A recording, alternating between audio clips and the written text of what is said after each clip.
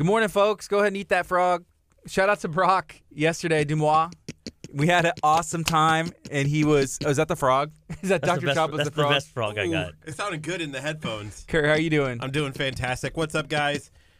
It's Taco Tuesday. It is Taco Tuesday. What does that mean for you? Are you getting tacos today? Dr. Choppa, it looks like he brought in a snack or some food, or it may be tacos. I don't know. It's not what tacos. Do we have over there? It's not tacos. Not today. But I did make you guys some of my delicious bread. And, it's a flat bread. It could be a pizza crust. It could be really? a nibble bread in your soup. It could be a side of, with your vegetables and hummus. It could be, last night, my one of our wonderful friends up the street, KHEA, we love you if you're listening, and she made me some amazing soup. So I had this and dipped it in that. It was a chicken curry soup that was absolutely fantastic. So this little bread is just almond flour and some bacon pieces and some spices. It's a little saltier than I intended it to be, but I mean it really is fantastic. So y'all, bacon sounds good. Oh, hopefully y'all Dr. get one. Choppa, So split I know that Kurt, up and see if y'all like it. He told you what happened to me, right? This morning as I opened my energy drink. Yeah, and it blew up all over you. You know that? It's a sign. It's a sign that you don't need rocket fuel. I don't. Because, Gardy, you're already full of life and energy. I am, but dude, you look like you're fiending. Chill. Easy. Let me share this story. Here's what happened. I went to I texted Kurt and I was like, hey, can you grab me a drink? I'll give you some cash, Kurt, your face doesn't look like you enjoy that much. It's different, I'm sure. Well, but I had a white shirt. I opened this up. I didn't know it was watermelon flavor. Accidentally spilled all over my nice button-up white shirt because we're going to shoot a Shine on Lamarck later today, like this afternoon. So I was like, I'll just wear, what I'm going to wear. Good thing you're going back up to the market up there and buy you a new shirt. I may need to buy a new one. It's ruined. That's what you were looking at the back, and you said, man, there's artificial sugars. There's red number 40. I said, does red number 40 come out of white shirts if you use like Shout and if I use Tide? I need to know. I'm sure somebody out there knows, but I'm not sure, man. I mean, it's dye. But why? You got to wonder, why do they have to put dyes in your drinks? Your drinks. Why do I want to drink dye? I mean, and the can is not see-through. So do you care if it's red? No, I actually would prefer it not being red, so that way my white shirt would be okay. I told Kurt, I was like, is this going to dry clear? He's like, nope. That's definitely not going to dry clear. And I know Kurt, if he says it's noticeable, sometimes you try and get away with stuff. We both do. It's just like, oh, that's not that bad. Too bad. No, this one was like the whole middle of his shirt. I'm like, how much did you spill? That's like the perfect Tommy Boy where he says, it's not like it hurts, here so much or here, but right here. And so anybody that knows, yeah, that one. That guy in a little coat. So go ahead and share this video out. Shout out to Furniture Zone. Shout out to Premier Martial Arts. Shout out to Living Well Clinical Nutrition. We have some the trifecta of shirts in studio today. Last week we were we all suited up. That's right. This week we are all representing our favorite brands. So your favorite brand is Furniture Zone? Well, my second favorite because Living Well Clinical Nutrition is my favorite. I thought you were going to say Del Tigre is number one. Wow. Now, hang on, Kurt. You're about to get yourself in TROUBLE, buddy. Man, trouble. I opened a new pair. I put on a new pair of Del Tigre boots today because I had my white shirt. I had my stuff going on, and then red dye number 40 gets me again. Well, I'm just saying. I'm glad I didn't wear my black pair. How funny would that have been? It would have been super cute. Yeah. Well, we got Dr. Choppa in studio.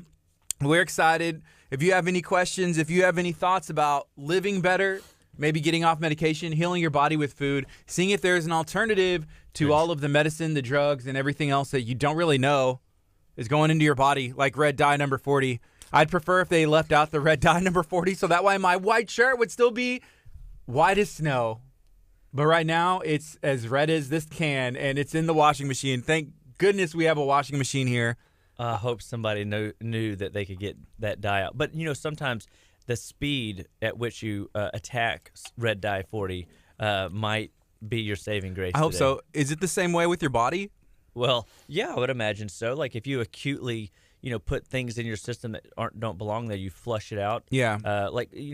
One thing that people might not realize, essential oils are really cool, right? Yes. But if you put essential oils in your eyes, it's never a good idea.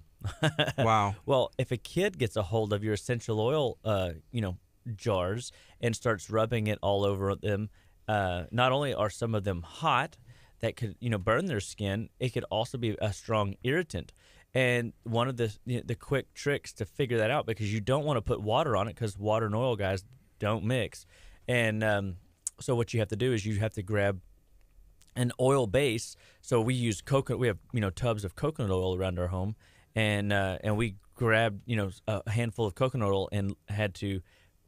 If you can picture this, the pie in the face. Mm-hmm. We had to pie in the face my daughter, her eyes, because she put peppermint oil and got it all over everything, and she was like, "My eyes." Was she just playing, or how did that happen? I was hanging something up, and I start smelling peppermint oil, and the next thing I know, there's terror in the background, and I'm like, I look around, and I'm like, oh my, this isn't good. She's got these essential oils all up in her face, and so literally you just take the coconut oil and pie in the face, rub it all in there, and it literally takes it dilutes it instantly. It's really powerful and good. But just a little side note. Wow. Hey, good morning, Giorgio. Good morning, Desiree. Desiree said, please tell Dr. Chapa to contact me.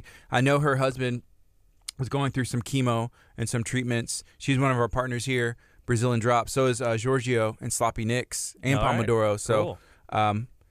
Desiree. Well, I got some great ideas for, cancer patients going through chemo and radiation, and how to minimize the damage of those harsh chemicals. So if you have any questions, or need some help, 281-554-8600, reach out to us, as we would love to, be of service to your family. All right, we got a couple seconds, and we can go on the FM as well right now. Shout out to Escape KHEA. Find them on Facebook. For booking, call 281-549-7697. That's 281-549-7697. Escape KHEA is proud to partner with KHEA Radio. What's up, folks? Shout out to Escape KHEA. It's spring break, and that means it's time to take the kids to go do something fun, to go find some activities. What are you going to do? This is Kickstart. I'm Gardy. And I'm Curt. Spring break 2098. Oh, 98. Spring break 98. Like I said, maybe that was the last time I was a kid. I always want to say spring break 98, but it's spring break 2019. What are you up to? Are you going to kind of let all your health goals just kind of go? Spring break, you're going to maybe get a little wild and eat that sugar? Break keto? I saw a meme yesterday. One of my Facebook friends had said, hey, I had some donut holes for the first time like all year, and it was amazing. And then somebody put like a Breaking Bad meme, and it said like breaking keto, and had Walter White's face on there. It was pretty funny. Breaking keto. Did you? I think I told you this. I posted a video last weekend at House of Pies, and I said, hey, I want some toast, some bread. Oh my gosh, this story and again. Some butter. And I was like, actually, can you give me extras? And she was like, okay, cool, I got you. She came out with like a stack of like bread and toast. butter. Yeah. So I shot a video and I said, making keto people angry. That's funny. Well, the challenging thing about keto, right, is you work so hard to get into ketosis, and then you look at the donut wrong, and you're out. You're out. I mean, it is a battle and a trial at times. But I mean, at the end of the day, remember, get back on that horse. It's one meal, and yeah, you might fall out of the keto realm, but your body would rather you get back on the horse than to say, 3 sheets to the wind and just start putting whenever and however you want to get it back in to your body. You brought us like a little snack. This is something that you were working on. Yeah, what do we got? This is just a paleo bread, that I make, and I use it as a pizza crust. I use it as, a dipping, like a side dish. It makes you feel like it's, it's fantastic. But we're still good. We're still developing Curt's taste buds. What didn't you like about it, Curt? It had a weird aftertaste to me. Well, you got to acclimate a taste to almond flour. I mean, because almond flour, it's nuts. I mean, so it's a little grainy a little bit, right? And but at the end of the day, I mean, picture it with like a chicken soup or a tomato basil soup, or picture it with if you're if you're hungry, it works just fine. But it does. But it had a good spice to it, right? Yeah. So here's something we were talking about yesterday. I saw Brock get on. He was on our show yesterday. Shout out to Brock and Doomswell. Thank you. We gave away a wakeboard yesterday, a wake surfboard. Shout out to Brock. But Brock, he's on keto. He's been 12 weeks strong, changing his lifestyle and working out. And we were talking about finding a keto tortilla so we can have keto tacos. And it's really difficult, I guess, finding a consistency, finding the recipe. We've actually talked to Little Saul's Tacos. We've talked to Prepping Sisters. They're all working on like a recipe to be able to make a keto tortilla. Yeah, this is more on the paleo realm. It's gluten-free, dairy-free, but it's, but at the end of the day, I mean, if you look at the ingredients, the only thing that's in there is egg and almond flour and then whatever spices you want. I mean, that's it. And so it might fall in the realm of, keto friendly because there's nothing in there except that. I mean, the spices that are in there are just like, Mediterranean spices or Italian spices or, and then the little bacon bits that I threw in there. So we need somebody out there. If you're listening, if you're watching KHEA or listening at 99.5 FM, if you develop that keto tortilla, give us a call. Send us a message. We can do this together. We want to go and have Taco Tuesday, but not necessarily feel like we blew it. You know what I mean? Or that bloated the next day. Or, hey, we're breaking ketosis over here. So let us know. Maybe you know the place that has the best keto tortillas or keto-friendly tortillas. Holler. Let us know. Yeah, I'm super excited. Hey, Dr. Chop, let's start these questions off right. If you have a health question, you can go ahead and ask that in the comments below. Also, you can give us a call at 346-704-1806. So I'm going to start this off. Okay. So the other day, I finally did laundry for the first time in probably 3 months. You shouldn't tell anybody that at all. In 3 months, right? So I decided I'm going to just knock out all of it. So I do laundry, and I put on a T-shirt, and all of a sudden, that one T-shirt I just start sneezing over and over and over. And I didn't know if it was, we've talked about maybe that was something that I ate, but there's no way that if I put on a shirt that I just washed for the first time in 3 months, that would cause that kind of issue. Did you really wash it? Maybe you're allergic to your detergent. I mean, at the end of the day, the reality is it could be the detergent. It absolutely could. People all the time have to change out, or they switch to a new skincare product or new detergent, and they have a rash pop up. It could very well be, it's a chemical. I mean, they are chemicals. I have people that are sensitive to dry cleaning materials. And so it sure could create, sneezing attacks and allergies. Your symptoms, Curt, are always driven by your sinuses, right? Itchy, watery eyes, pressure in the head, congestion, pain in my back. That's an answer to a different question. and so the reality is your sinuses are your tail, right? So they're how your body manifests health glitches and problems. Mine, for mine personally, are all would be digestive or like a digestive style headache would be how my symptoms crop up in my health if I get off track. And everybody out there that's listening today all have a tail.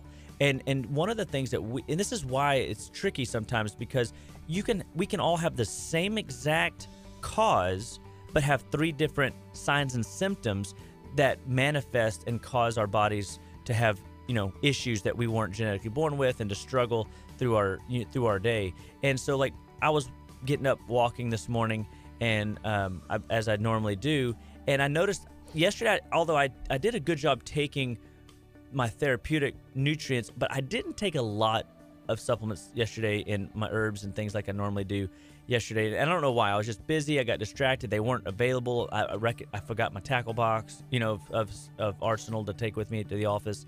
And thankfully, I've got stuff at the office. But what I noticed this morning is I slept a little hotter last night. Like the house was cool. And so I was a little restless, and I felt like my body temperature was hotter. And when I got up this morning, I went for my walk, I had a lot more mucus buildup in my head than I'm used to.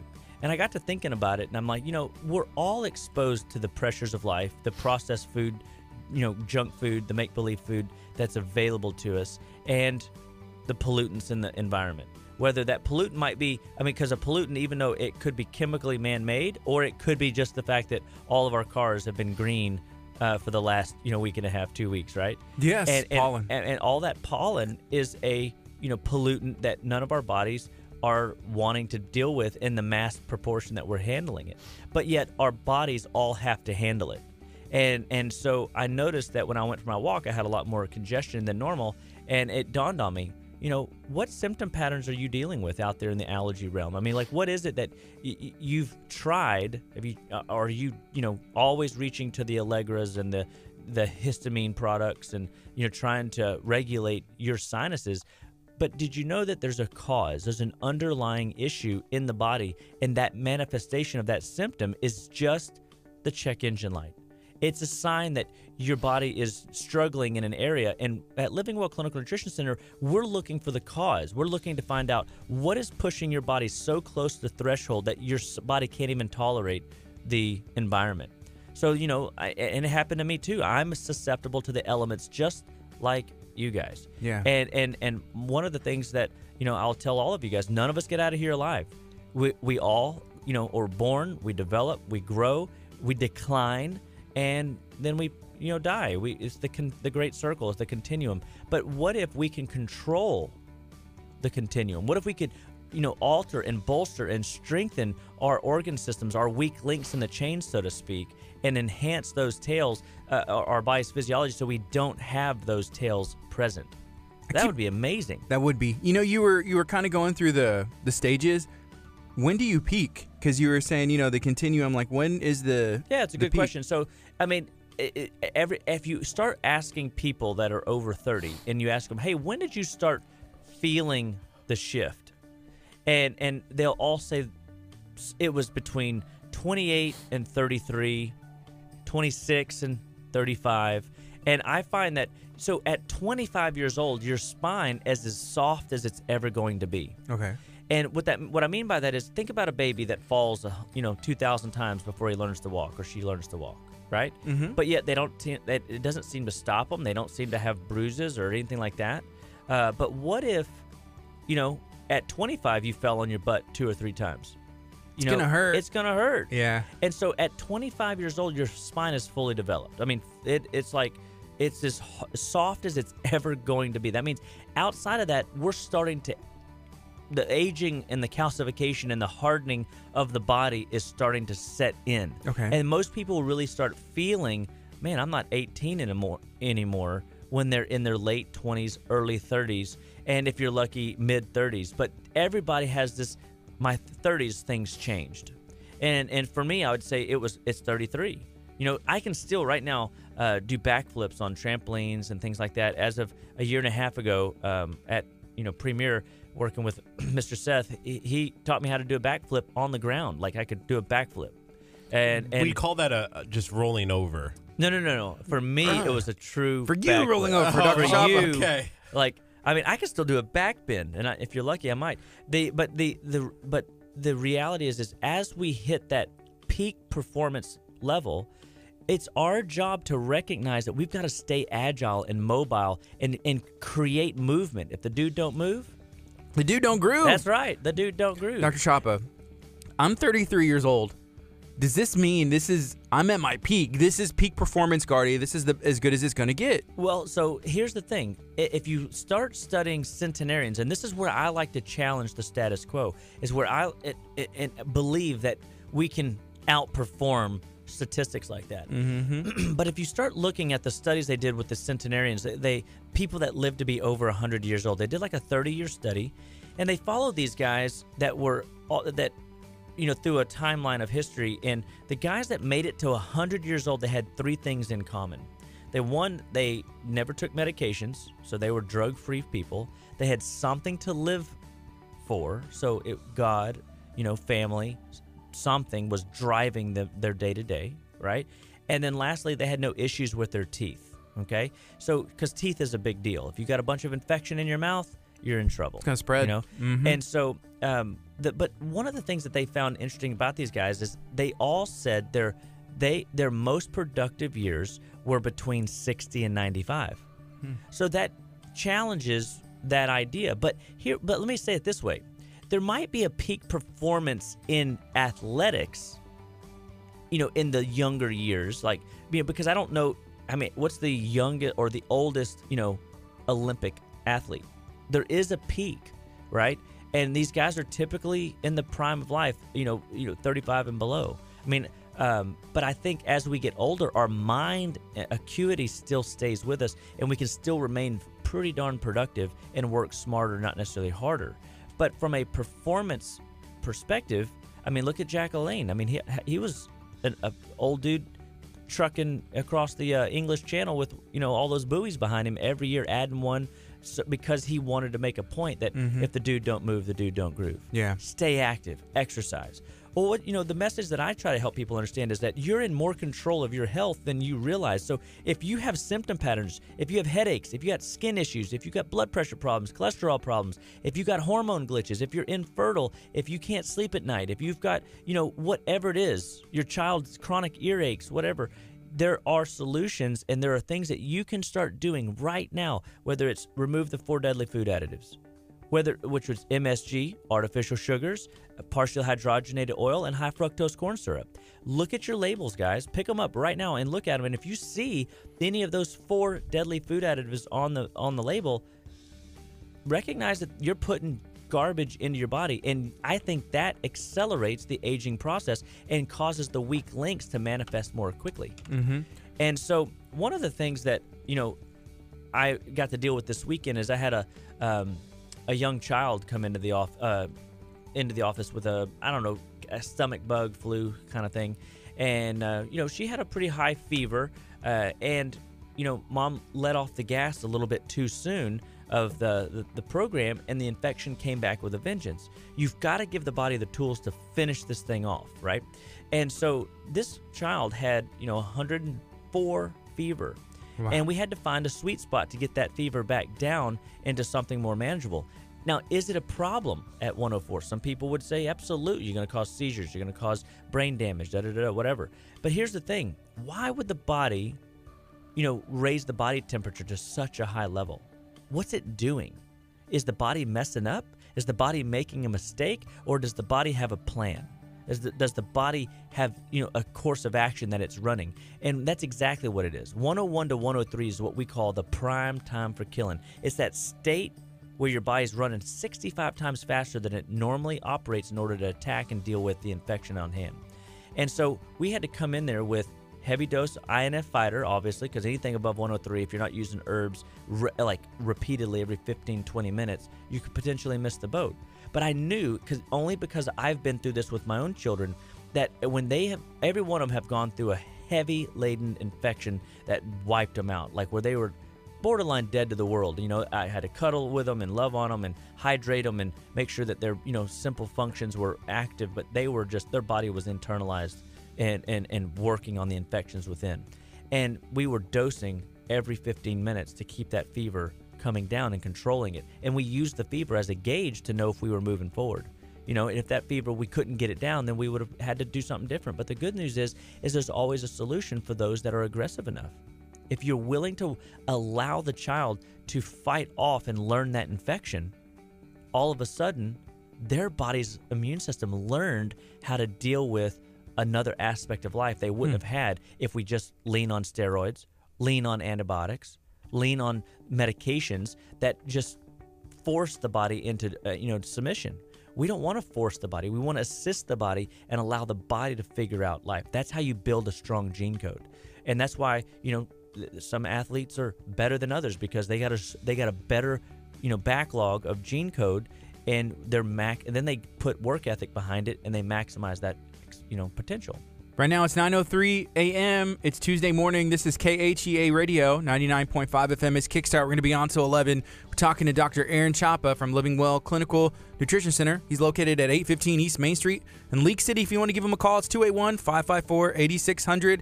Website, justlivewell.com. You can call, schedule an appointment, get a consultation. If you have anything that you weren't genetically born with, maybe you have some family members that are going through something and you want to see if you can get them in and have them consulted and questions answered, or you can ask questions right here, right now. Good morning, Robin. Actually, I went yesterday and checked out Axe Masters over in Leak City. Dr. Chapa, have you ever seen like axe arenas? Like where they throw axes? You throw axes. You think of darts and bowling. So there's lanes. That's amazing. And there's targets, and that's coming to Leak City. I've heard there's a guy named Lucas, and I wanted one of these days to invite him on the show with me. But he is he's like a strongman, and he throws axes and bends horseshoes and and can take nails and bend them between his fingers and stuff like that. I mean, he's wicked strong, but super cool dude. And but I saw a video of him the other day throwing 2 axes at the same time. In both hands? Like one hand? One-handed. Wow. One-handed. That's easy. I do that all the time. Yeah. So that Axe Masters is opening on Saturday. I believe they're located right off Hobbs Street. I think 400 Hobbs. Yeah. So it's really nice in there. Man, I think that's going to be awesome. And it's like a workout too. So if you're trying to stay in shape, not necessarily be, like on your phone all the time or have the kids on YouTube. I think it's 13 and up. Kids are allowed to go throw. So it's a good time. It looked like a good time. We shot that video there yesterday, dropped that on our Facebook page. If you aren't liking KHEA Radio on Facebook, missing out, here's your chance to do so.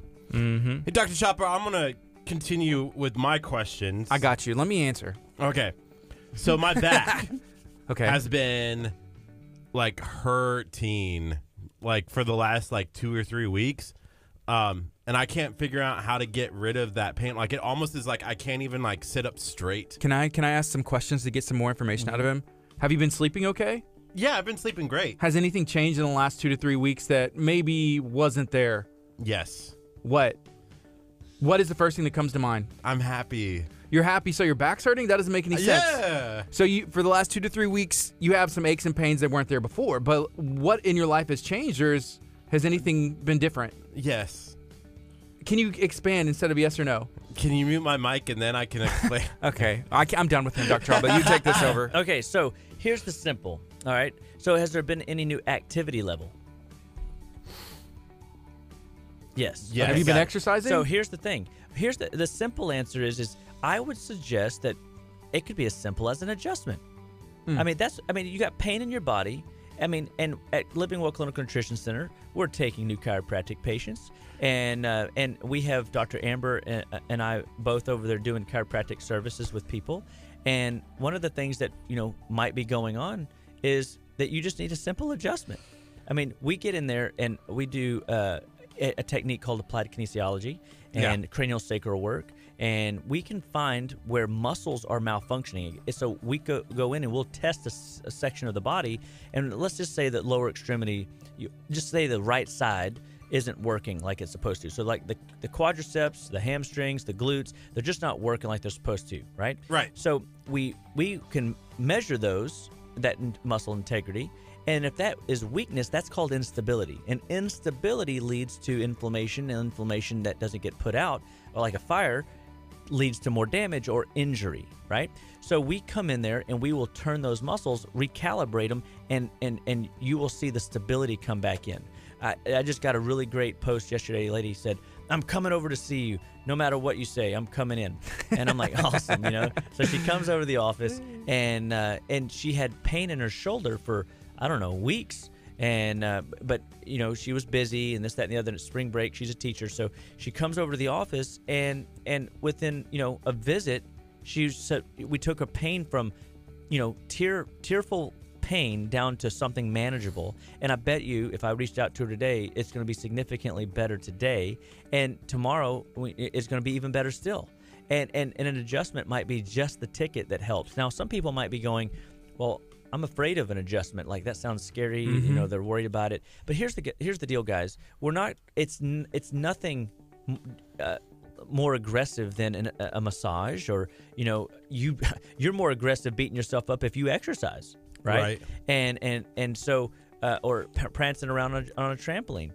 So we get in there and we will find where the glitch is. We'll turn those muscles back on, and muscle pain goes away after the muscle strength returns to the muscles. So we get in there and we will recalibrate your hips and open up the facet joints in the low back, and that will stimulate muscles that weren't maybe getting stimulated before. A lot of people are walking around, this especially goes out to all my athletes, you're in there, wanting to be your best, right? And the best story I have is I had a patient come in that was, her whole family were track stars. They were like, they could run fast. Well, this one, one of the daughters, the third or the fourth, she wasn't the best track star. She was not pulling the weight of her older siblings. And the dad brings her in, and, we start working on it. And I find out both her lower extremities are just not underperforming significantly. And so we start turning muscles back on, fixing this, that, and the other. Well, this was her first day in the office. Well, I get a phone call the next day, and the dad says, Dr. Chapa, what did you do to my daughter? I mean, that's never a good way to start a conversation. Yeah. And I'm like, I don't know. What happened? What's going on? And he goes, well, we're track stars in our family. And my daughter is not the best track star. And guess what? She won the wet race. What did you do? And he was shocked? Yeah, he was shocked, right? And he was in shock. And I said, look, y'all saw yesterday there was 6 muscles that were weak in your lower extremity. So that girl was performing at 30%, say, of her best. And we turned on and recalibrated her lower extremities, her running muscles, and guess what? Now she's at 80% or 90%. Of course she's better. Yeah. Right? And she's got track star blood in her. Her whole family's track stars, so she should be a good tracker, right? Minor adjustments, and big difference. Every one of us, and that's what I was getting at when I started this thing about we're all exposed to the pressures of life. We're all exposed to the processed food, junk food, fake foods, and make-believe foods. And we're all exposed to the pollutants in our environment, and our bodies have to manage that.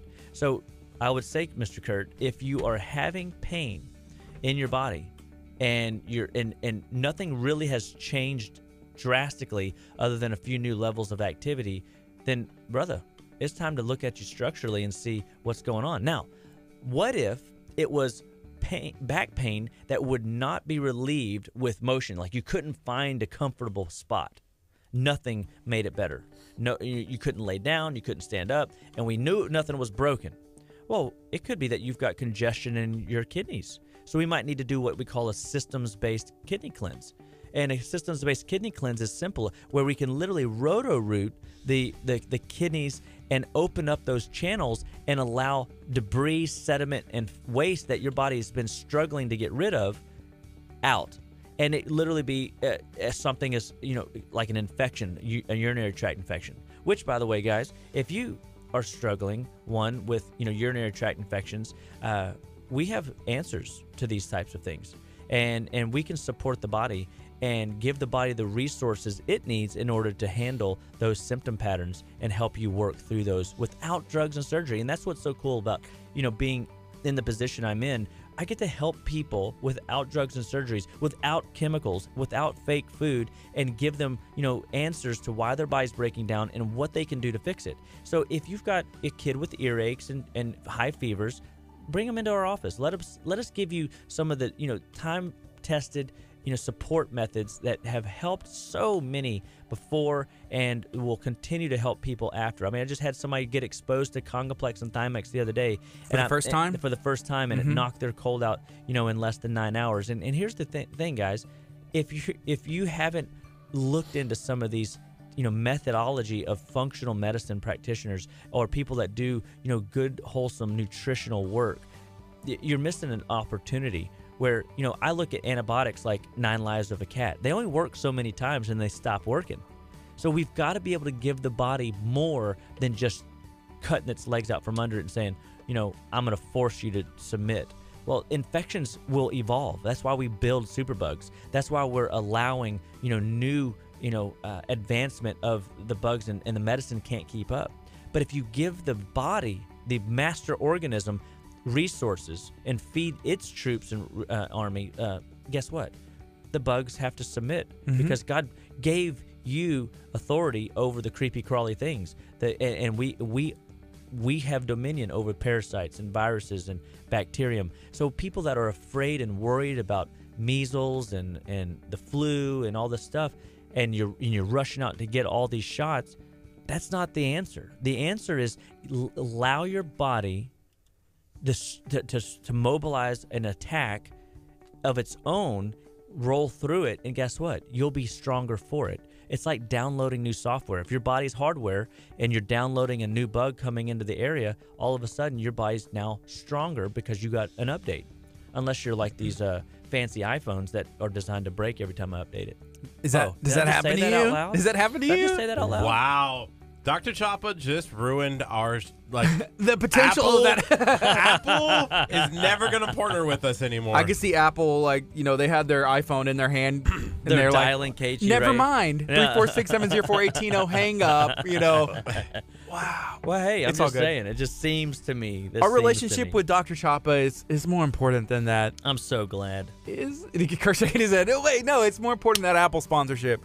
We love having Dr. Chapa in. Or we could get banana sponsorship. Hey, Do you get it? Yeah. You got it. Bananas and like because it's a fruit, just like an apple. A day. That's true. Doctor away. What does the banana a day do? A banana a day It gives you potassium. turns Kurt to a monkey. I don't know. Ooh, ooh, ah, ah. Ooh, ooh, ah, ah. So yeah, I mean, it's really awesome. I've had a lot of really cool experiences this past week. I mean, even just yesterday alone. I mean, people coming in and that were having and struggling with insomnia, that were where they can't sleep through the night, they can't stay asleep, they can't fall asleep, they're restless throughout the night, lots of dreaming. If you're not resting well, guess what? You're not healing. Your body has to heal through the night, and one of the ways that it does that is by releasing growth hormone. It also releases detoxification properties. Your body is not releasing, it's going through detoxification processes from the day. And this is your reboot, your regeneration. And so if you wake up and you're more tired in the morning than when you went to bed, that's a liver glitch. There's something wrong in the liver. You mentioned growth hormone. The first thing that came to my mind was HGH, how that was, I'm guessing people probably still use it, but like in sports, it was very popular, and then it was, I guess, banned. Yeah. Yeah. So what is growth hormone or HGH? They're hormones in our body that help our body do different things. So like in the pineal gland, there's hormones that release to help your body go into a sleep cycle. Mm-hmm. So we naturally make them. We naturally make growth hormone, right? Okay. And you get 2 to 3 times the amount of growth hormone for every hour you're asleep before midnight. So you late night owl folks that like to stay at past midnight, you are missing aspects of growth hormone, and the reason for that is because the gallbladder and liver are most active between 11 and 3 in the morning. And so if you're going to sleep when your gallbladder and liver should have already been asleep, you're having to shut down the factory and then catch up on work that is maybe now getting started an hour or an hour and a half behind schedule. And now the liver can't get all the work done in the morning by morning, and guess what? Now you're carrying that burden with you until the next sleep cycle comes and your body can address it again. So those athletes that were putting in, was it artificial HGH or real HGH? What they were putting in was artificial like hormone. And the problem with it is it does enhance, well, it's not that it's a problem, it's a problem if you want fairness in sports. And that's the whole mantra is these guys basically were having, an edge over the competition. Who they weren't. And as opposed to, hey, be the best you can be with what your body's been given. Yeah. And so that's the game of sports, unless you feel you have to use that. But if that's the thing, if you have to use any type of artificial enhancement solution to get to your desired athletic ability, then you have to ask yourself, whoa, what is it that I'm putting in my body? Why am I putting it in my body? Am I not good enough? And maybe, frankly, your body is not designed to do some of the things you're trying to do, but then you use these artificial enhancing products to help give you an edge. Well, that's great, but I also think, well, what if it's taking a toll on your health? What if it's costing you interest on the backside of your life? Right. The harder you are on your body in your youth, the more bones you've broken, the more traumas you've had, the more injuries you've had. Those are things that your body never forgets those old injuries. And we do techniques in our office called injury recall technique, where we can basically recall up for your body old injuries and help your body erase those out of the subconscious space. there's a question that's related to that. Yeah. The growth hormone that you're mentioning. This is Natasha. She said, so those that are working third shift, are they screwed? Like, are they messed over just because they're not getting that sleep in that time? And so, Natasha, I hate to say, some of the sickest people that come in to see me are the night shift people, and absolutely, and it's because they aren't getting good quality sleep, and it will catch up to you over time. And I've had patients come in. This one lady came in, and she would fall asleep well, I'll tell you that story in a second. But this lady particularly, her body was so dysfunctioned that she would go to bed at 6 p.m. and wake up at 7 p.m. So do the math on that. That's a lot of sleep. And when your body needs that much sleep, she was either sleeping 1 hour or 13. 13. Okay. 13 hours. Got you. A.M. p.m. to a.m. Okay. So literally, how do you have a life? How do you when you have to sleep 13 hours out of your day? Okay. Does that make sense? Yeah. So her quality of life wasn't there. And within 3 months, she was going to bed at a regular, normal time. And this was 15, 20 years of this. That was one of her kind of mantras. Yeah, I go to bed at 6 p.m. Haha. Like, look at me. But I had to help her understand that, you shouldn't have to have that much sleep, right? Remember, we've talked about on previous shows, we should be getting 4 to 5 sleep cycles a night. That's an hour and a half at a sleep cycle. So that equates to approximately 6 to 7.5 hours of sleep.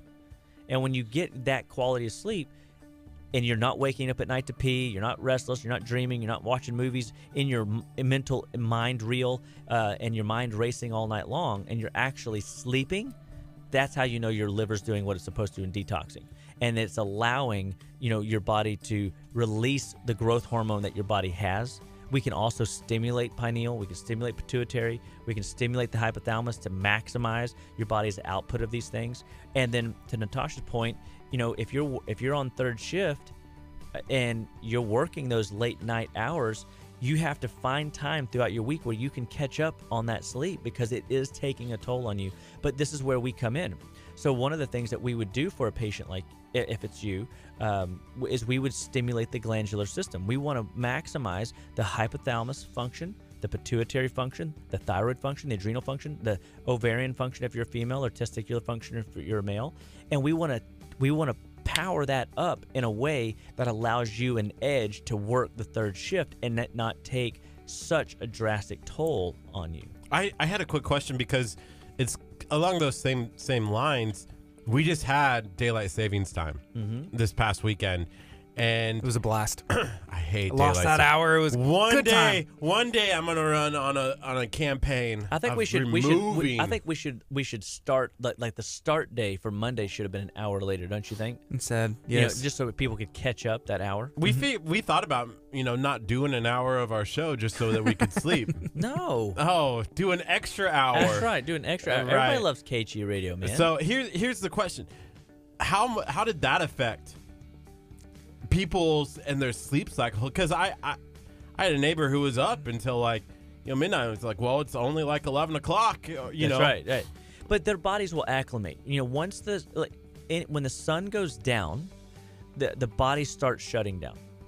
And one of the nice things about daylight savings time right now is that we have more sunshine later in the afternoon, so that we can enjoy nighttime activities. I mean, if you look at the world we live in, the reason that they even created it was for farming agricultural purposes. But we don't use those farming agricultural purposes anymore. Natasha does. And most people, are night owls. Like they want to stay up late. So I think there was a study that was like, for every 10 people, 2 people are going to be night owls. 1 person is going to be an early riser. And a night owl, I'm talking like their brain literally doesn't turn on full power until like 6 or 7 p.m. Like they go their whole day before their system turns on, and they'll stay up to 1 to 3 in the morning, right? Right. So extreme natures. And then everybody else, the other 7 people, are going to be somewhere in the middle, where they go to bed at a reasonable time and wake up at a reasonable time. But see, the challenge with that is, even if you have the excuse, well, I'm the 1 to 3 a.m. kind of a person, sorry, the rest of the world doesn't operate on your schedule. So you have to be willing to change, or you have to figure out a way to let your fiscal life support your quote-unquote nightlife. Yeah, I'm neither. I'm not necessarily a morning person, and I'm not necessarily you're a night 7. owl. You're the I'm okay 7. in there. Yeah. So here's a question.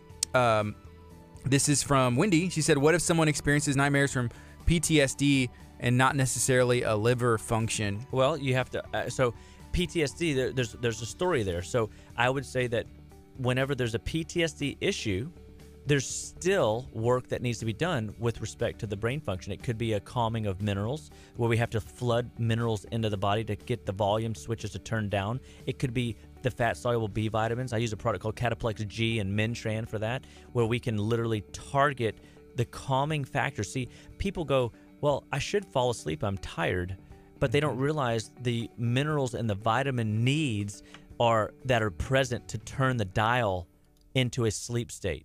And so if they have PTSD, I would imagine that there would be a slew of other symptoms that we would have to talk through and work through to find out where is the big glitch. So to her point, maybe their sleep issue and nightmares are from PTSD. So we start working on, all right, let's see if we can create avenues where we do what we call neuro-emotional technique, where we help work a person through old memories. Just like I said earlier, your body doesn't forget trauma, physical trauma. It doesn't forget emotional trauma either unless you get it out of there. You've got to pluck it out like a splinter. And there are techniques that we use. Psychologists, try to use it. Anybody that does any emotional therapies with people will definitely be using these. One of the things that we use in our office is aromatherapy techniques, as well as neuro-emotional techniques, where we're tapping into the emotional centers of your nervous system and helping you pluck out those burdens. Wow. So that you are set free from the past if you were either tragically traumatized, or if you were voluntarily, say you got in the military and had to take people's lives, like that could be traumatizing. And so PTSD is a very real thing. And so we don't make light of it in any way and make it even sound like it's easy. But if a person's willing to work on themselves, and that's just what I always get back to, and what one of my core fundamental values is that you're in more control than you realize. We just have to be willing to work on ourselves. If we're willing to work on ourselves, because the only person that cares about you more is yourself, is to work on you and to not accept your PTSD diagnosis as, stone. It's forever. It's, a part of your past, but we can rearrange and help you reorganize those memory banks so that it doesn't haunt you and taunt you and prompt you to do, things that aren't healthy for you. So I have a question. This goes with falling asleep. Whenever I think about the old days, people probably sat in bed. They had a little light. Maybe they read a book. Candlelight. Yeah, candlelight. Maybe read a book, or, I don't know, wrote their thoughts, maybe goals. I don't know. But as time went on, we started getting TVs in the bedroom. People started watching TV, falling asleep with the lights. Now we have cell phones that have blue light. Yeah, it's very scientifically proven. I've been watching it, and then I've even been guilty of falling asleep and letting the phone hit my face, and I'm just oh, and then and then I wake up, and then I'm on the phone again, and then it happens again before I set it down, or it just falls out my hand and I go to sleep. What kind of effect does that have? I miss the days when we used to put our coals underneath our beds to warm us up at night. Was that a thing? I don't know if I in was Nebraska around at that time. You must be old. You would take it from the fire, put it underneath the mattress. Yeah, your bed would catch on fire. I'm thinking the same thing. I'm thinking what is this guy burning himself alive? What's He's what's cooking. going on? What's going on? It was great. Roasted Curt, corn-fed Curt. Yeah. Well, so for me, going back to your phone conversation, the blue lights from our technology are an obvious issue. The fluorescent lights that we put in our bedroom, all the high-tech, new lighting that we use, is nowhere. Nothing short of a problem. It's for blue, us. blue light. Blue light. Yeah. Okay. There's an. I don't know if Apple has one yet, but Android has a blue light app where you can have it set that your phone will shift all the blue light out of the phone, so it kind of gives it like a yellow hue, and that yellow hue is what the blue light is when it's missing looks like, and it doesn't stimulate your body like the blue light does. Before I had this iPhone 10, I had whichever one came before it, right? And it had a setting where it was on a nighttime. But with the new update, it's not on the swipe down anymore. So I don't know if there is like a little nighttime setting, but I enjoyed it. And I don't know why, because it kind of helped me. It wasn't as bright, and it did take some of the colors out. Now I got to wear my blue blockers. I'm just kidding. I put on my other Ray-Bans. Technology, lighting. If you look at most people, the reason we stay up late is because we can light our houses up like Fort Knox. It's bright. Your body's not tired whenever it's bright. So what we try to do is after 9 p.m. we turn off electronics. You know, we shut down the house on dimmers, and we turn lights down as if there were candles. Because the body is shutting down. Like, you produce most cortisol in the morning, and your melatonin is at its lowest, and at nighttime your cortisol should be down, and your melatonin should be at its highest, and your body should be ready for rest. And if you're stimulating your body with artificial sugars, with rocket fuel, red dye number 40, processed all over food, a white shirt, check, sugar, check. If you're putting these things in late in the day, guess what? You're going to be more prone to being alert and awake, and in the nighttime hours when you should be shutting down, going into a rest cycle. See, for me, I've noticed this on Sundays. So Sunday afternoons, I try to take a little nap, but if I'm working on stuff, I forget. And then I have to go to church service, right, at night at 6 o'clock. And so I usually will do like a Bang energy drink about 5 o'clock on Sundays. But I know Sunday night, I'm up until like midnight, 1 o'clock, getting everything done because I got all this energy. You got that red number 40 in your head. I do. Bouncing around like a little ping pong ball. Right now it's 9:30. This is KHEARadio.com, 99.5 FM. If you have any questions, feel free to let us know. If you want to set up an appointment with Dr. Chapa and his office, call 281-554-8600. You can get a hold of Living Well Clinical Nutrition. Also go to justlivewell.com, fill out a little questionnaire, set up an appointment. Dr. Chapa is in studio every Tuesday starting at 8:30, and we talk about everything that has to do with your health. He enjoys getting people off of medication and healing the body through food instead of using, drugs and surgeries. Yeah, I really enjoy these hours because there's so much that we can learn. Talking about falling asleep at night. And I think, a year ago before we met Dr. Chapa, which I still don't know. How did we meet Dr. Chapa? Was it by chance? Ashley. Through Ashley. That's right. Ashley, through School my of Rock. amazing, wonderful marketeer. Ashley, if you're listening, I think I see you up on the thread theme here. I just want to let you know we love you. We're so excited that you get to go on a vacation with your family this week. Where are we going? I don't know. Well, they're in Tennessee, I think. Right now? Yeah, they're like living it up. What part? I don't know. She won't tell us. She says it's. Oh my goodness. Mike says it's a secret. Is she in Dollywood? Is she in Dollywood? You're in Dollywood, aren't you? That's what's up. That's right. I've been. I would say, we just want to say how thankful we are and excited we are that you're on our team, sister. You're awesome. But yeah, Ashley is who acquainted us together. Cool. And look at us now. Best friends. I know so much more about my body than I did. Maybe I'm not following everything that Dr. Chapa says. I was thinking about you this morning. What would you be talking about? You're going to say my sinuses are, terrible, and I saw you sneezing over there a second ago. He's sniffing in the mic, and I'm like, what are you doing? Dude, every once in a while, I get this little pressure, like right here. And what do you think that is? Let me just pop it out. I know. I just rub it, and then I'm fine. But that's your body using the eye ducts as an exit channel. Your body uses the high lymph system, the ears, eyes, nose, throat, as an exit port. It uses your skin as an exit port. It uses your kidneys as an exit port, your lungs as an exit port. So, again, I had a little lady come in yesterday that was struggling with athletic asthma. So every time she runs and exercises, she has to do pumps on her inhaler. And so, we're doing something really crazy. Can you guess? You are cleansing, detoxing. No, it's a kid, so we don't want to totally rock their world because you're making them run more. Yes, no, I'm taking them off dairy products: milk, cheese, yogurt, sour cream, ice cream, whey protein. And Mom goes, "Oh my, that's her life, right?" I mean, because all kids love cheese as a staple. Well, one of the things that I'm trying to help people realize is that when you put mucus-forming things in or things that slow down bowel transit time, it will clog up your liver, clog up your lymph, and create high lymph distress where you're pushing trash out of your lungs, your ears, your eyes, your nose, your throat, your skin, your secondary exit channels, and it will cause your body more problems symptomatically. And think about it.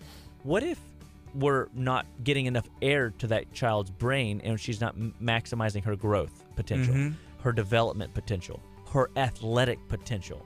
And now so she never fully develops into her best. What's her offspring going to evolve to? As good as she was. Yeah. You know what I mean? The body, a mom and a dad only produce kids as healthy as they are. Like we're not creating superhumans, right? And so this is how genetics does play the part. Now, you can't be out there saying genetics is the only is why you got high cholesterol, heart disease, or cancer, or whatever, because that's not true. You just stimulated the pathways. You followed a recipe, so to speak, that caused your body to have symptoms, diseases, and diagnoses that you didn't and shouldn't have had you followed a different path.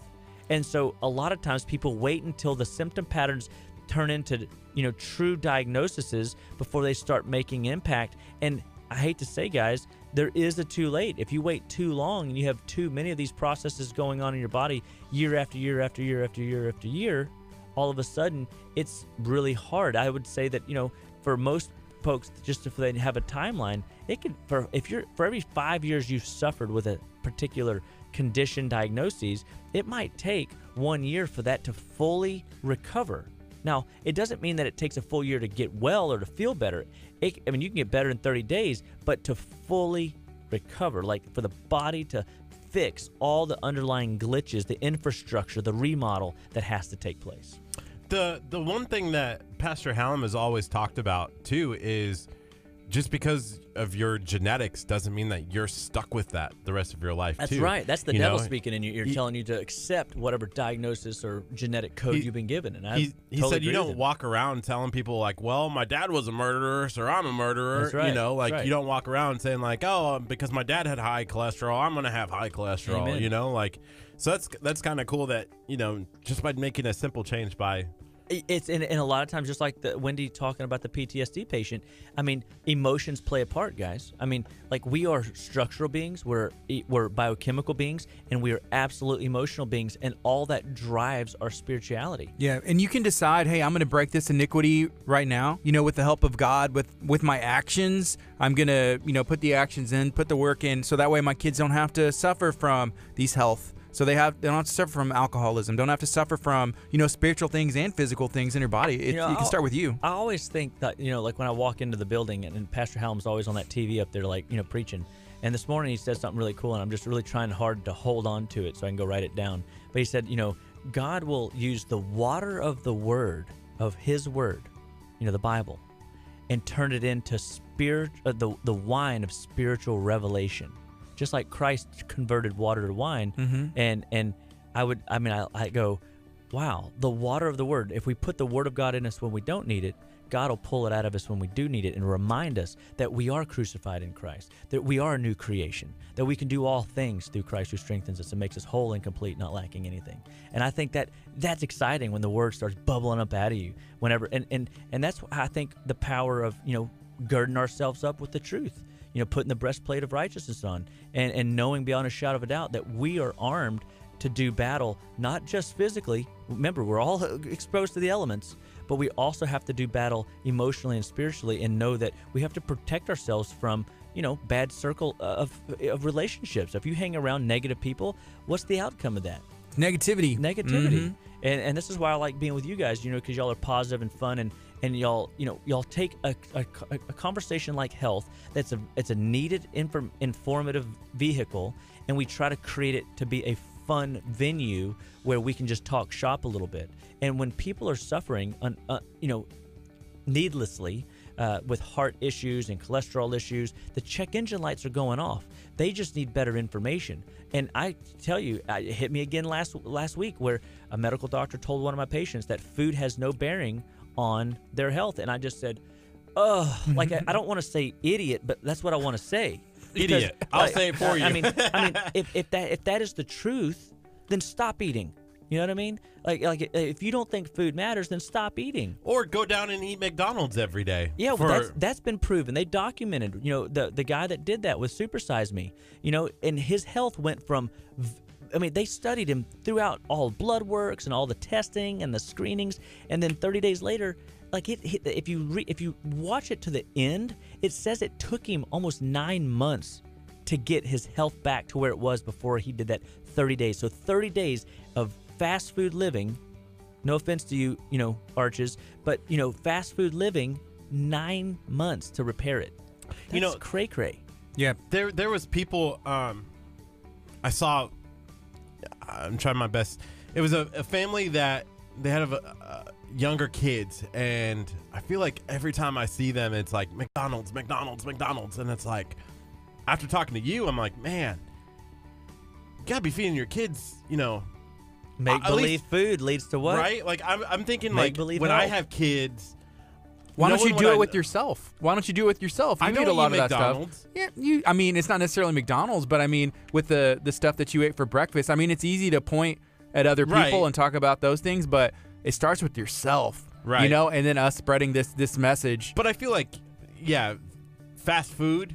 I don't do fast food. Yeah, but what did you eat for breakfast Wait a second. morning? Every time you go into a convenience store and walk out with a bag of potato chips, that is fast. That's like a fast food. It's not real food. It's make-believe food. So the best you'll ever have is make-believe health. All right. But it's just interesting. But somebody else. But guys, this is how hard it is, though. Like, I mean, so for parents out there that this is a new concept, right? Right. I mean, I'm not asking you to eat like I did this morning or yesterday morning. Or to eat the foods that I eat throughout the day. I mean, I really think my bread tasted good. And to see you guys quibble, it makes me realize, like, wow, like did you quibble? Whoa. No, I did not. I did a little bit. No. I did not. Oh, boy, over there, Curt, he quibbled. He did. Gardy, he did hold together. He actually made no comments. So Gardy's always politically correct. Curt just runs his mouth. He's like, well, I can't hide my true emotions. And I don't want you to. I mean, maybe it's because I needed another bite of it. Okay. Wait, I want to say something real quick, and this is unrelated other than it's not make-believe health. So there's Mary Allison Woodhardick. She came in the other day. She is with a church, an organization that has a community garden, and they grow their own fruits and vegetables. But she watches here. She said, guys, you need some more fresh squeezed organic juice, no red dye, number 40, and that stuff. And she did. She brought us a red. It was beets, apples. There was some like ginger and maybe some lime and all this other stuff. But it was delicious. And it was. And here's the thing. When you get involved with your local gardeners and your local master gardeners and people that, like, there's a church in Clear Lake that has gardens. And I think we need to get back to that because we need to teach kids what a beet is. Yeah. Like, kids don't know, like, what's a beet? What do you do with a beet? Like, why does it taste like dirt? And so getting people to be acclimating with, that's the almond flour, by the way, drink some water. Slap them. And so I would say, that's awesome, Mary, and I hope that, more people really see that little post because it doesn't have the dyes and the fillers and the chemicals. Guys, that's what we love about Main Squeeze. Jeff and Tabitha over there just opened up another shop in Conroe this past weekend, and people that are in the fast-paced grind of life that don't have time to juice their own stuff. Main Squeeze is right around the corner, and they don't pasteurize it, they don't pressurize it. I mean, they have a very quality system. I mean, he just texted me this morning.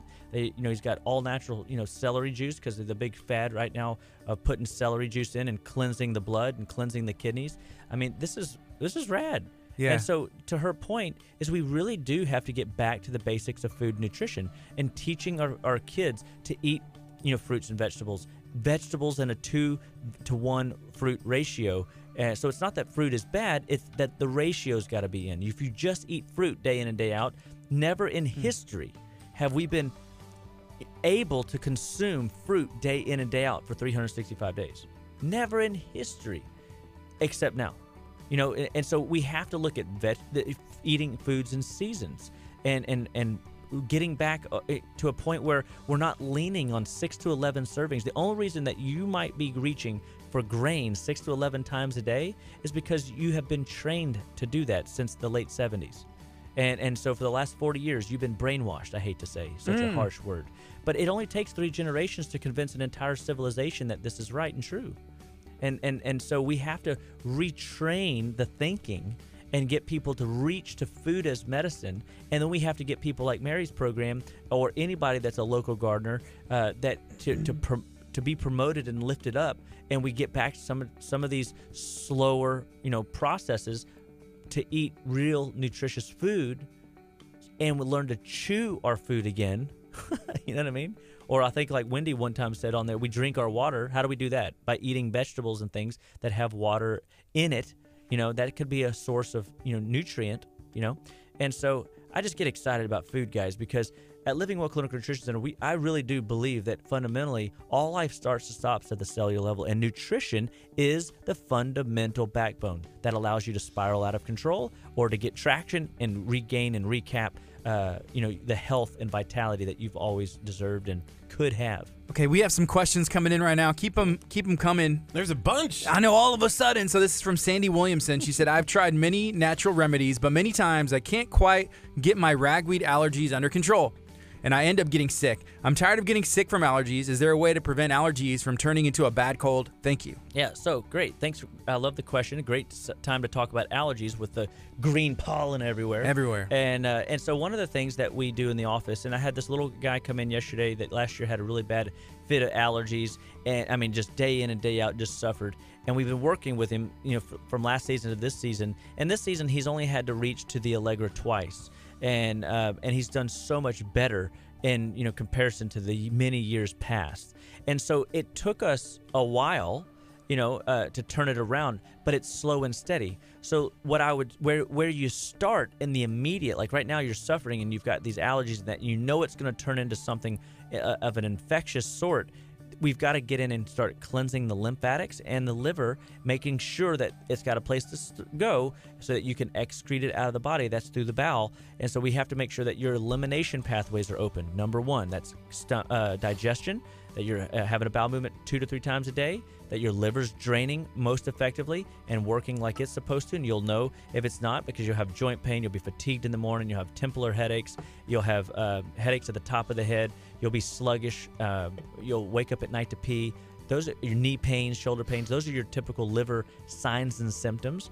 And or the lymphatics, as they get clogged up, you'll start having tenderness underneath the arms or in the breast tissue or in the neck or in the collarbones and then in the lower, that whole, my shoulders are stiff. That's lymphatic congestion. So that the system's backing up when these pains start manifesting.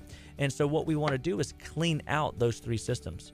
And if you clean out those 3 systems, and we do that, just something easy, Allerplex, for example, it's a product Standard Process makes, and it's a 4-product protocol put into one capsule that stimulates all these systems. It allows drainage. It allows the liver to clear, assuming that the bowels are moving.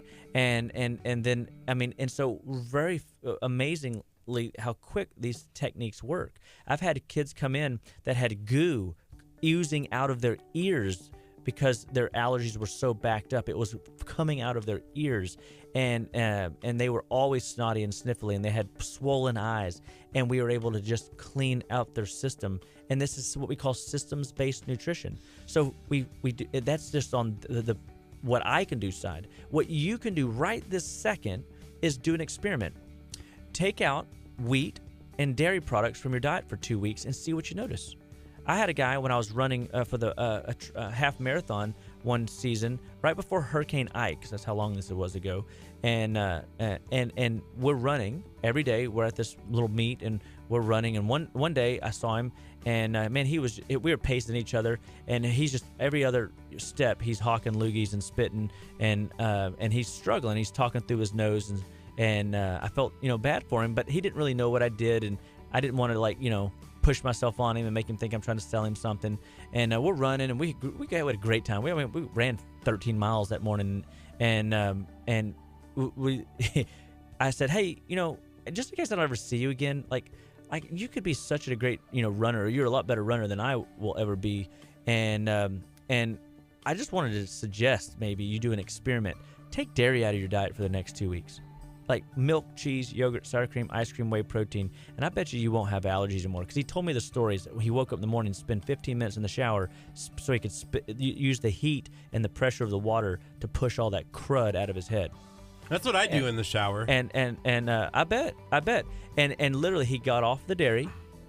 Hurricane Ike happened. I didn't see him for 4 months. He found me somehow and called me and said, because I really didn't tell him who I was. You know what I mean? But he finds me, he calls up the office and says, hey, I met you at the running club, and I just wanted to say thank you. You saved my life. He'd suffered for 20 years, and it was as simple as a food allergy. Everybody's body has a tail, guys, and there's always an underlying cause. I want to help you find that tail, or understand that tail and understand the cause, so that you can move forward in a way and live better, more vibrant than ever. So when it comes to allergies, look to wheat, dairy, corn, soy as your trigger foods, and pull the mucus-forming foods out, and make sure that your exit channels are running. Make sure that you're pooping multiple times a day. Make sure that you're not having those liver symptoms that we talked about, those temple or headaches, or the nighttime urination, or the joint pains, or the neck stiffness and shoulder tension. If you don't have these symptoms, or these other symptoms in addition to your allergies, then you know that you can almost know where your body's malfunctioning if you can pinpoint what you're feeling outside of just the immediate allergy. Like my nose is crazy right now.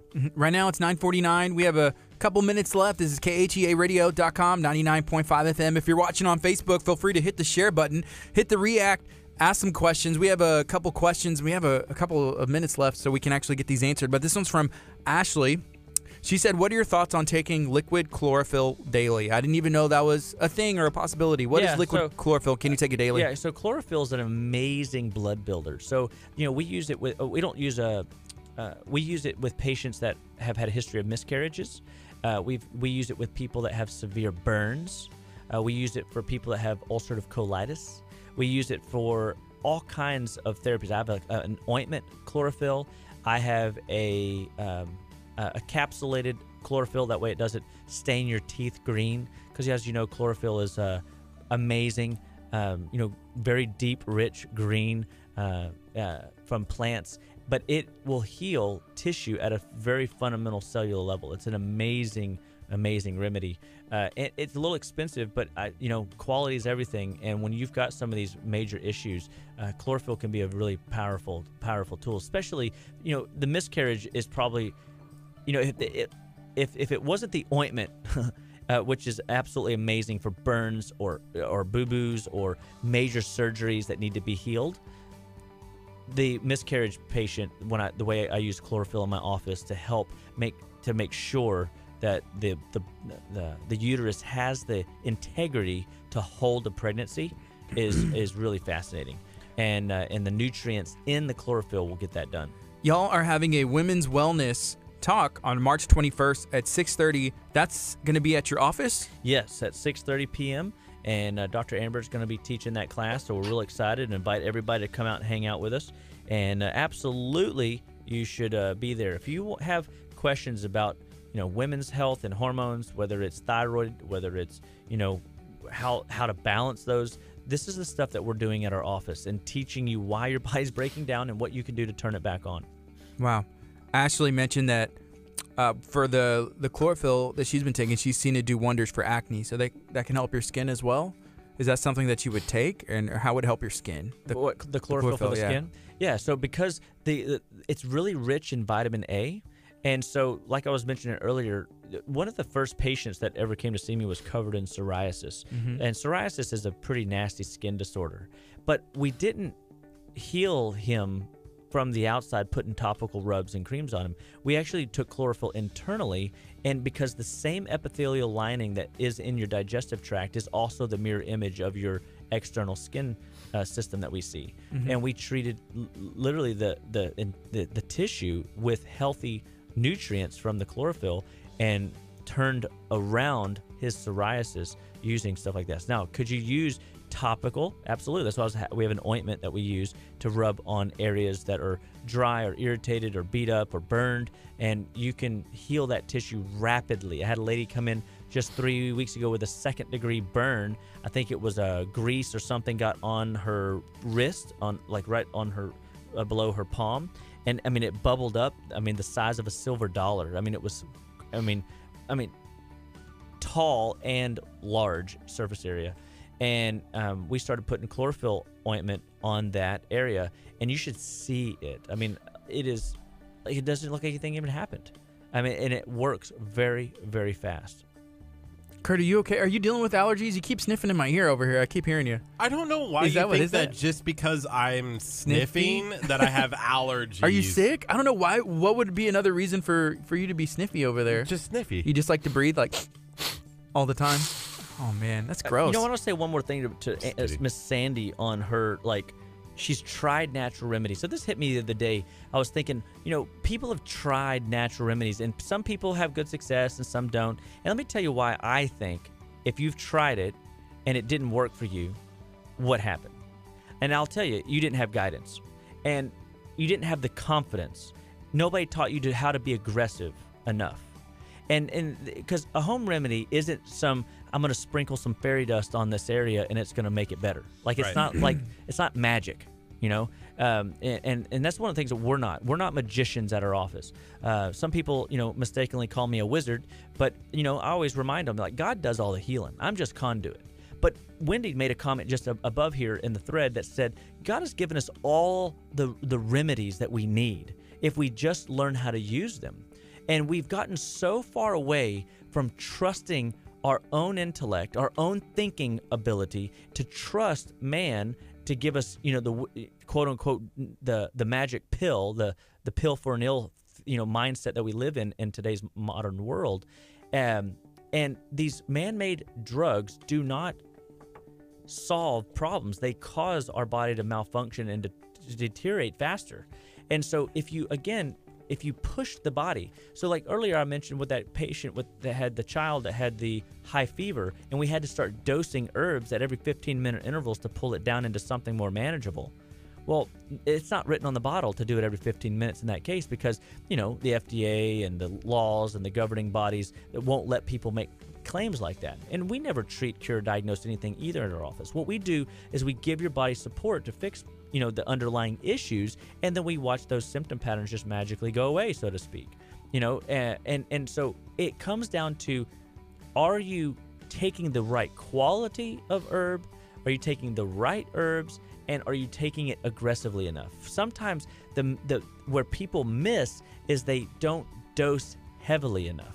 They're not aggressive enough, and some of it's because they're not patient. I had a patient last week tell me that she can suffer through this stuff, but she would never make her kids suffer. So it's easier just to put them on antibiotics. Is it easier? Because down the road, she's going to be in the kids are going to be in the same boat that she would have been in. But if we teach our kids how to deal with these infections and to hey, when your body gets sick and worn out, I guess that's time that your check engine light to stop. Make the world revolve around you a couple days, so that instead of you revolving around it and you taking care of your family's situations, and it is hard. It is hard to watch them suffer. It's scary too. And believe you me, at 3:30 in the morning and you're watching your kid, have high fever and you're wondering if it's going to break, you question everything. Me too. The first time. The second time, I had a little bit more confidence. The third time, I was like, I got this. And the fourth time, I'm like, this is old hat. And I'm not saying that arrogantly. It's you build confidence in the therapies as you learn to go through it. And that's what we are to people. We are experts that have been to the Wizard of Oz. So we know how to get to the Wizard of Oz and to introduce you to the Wizard of Oz, so to speak, and can get you back to where your body is functioning like it's supposed to. And you can rest on our confidence and assurance to work through these processes. Nothing magical, just time in the saddle has allowed us to help enough people that gives us confidence to share our confidence with you and to show you what's worked in the past and what will keep working in the future.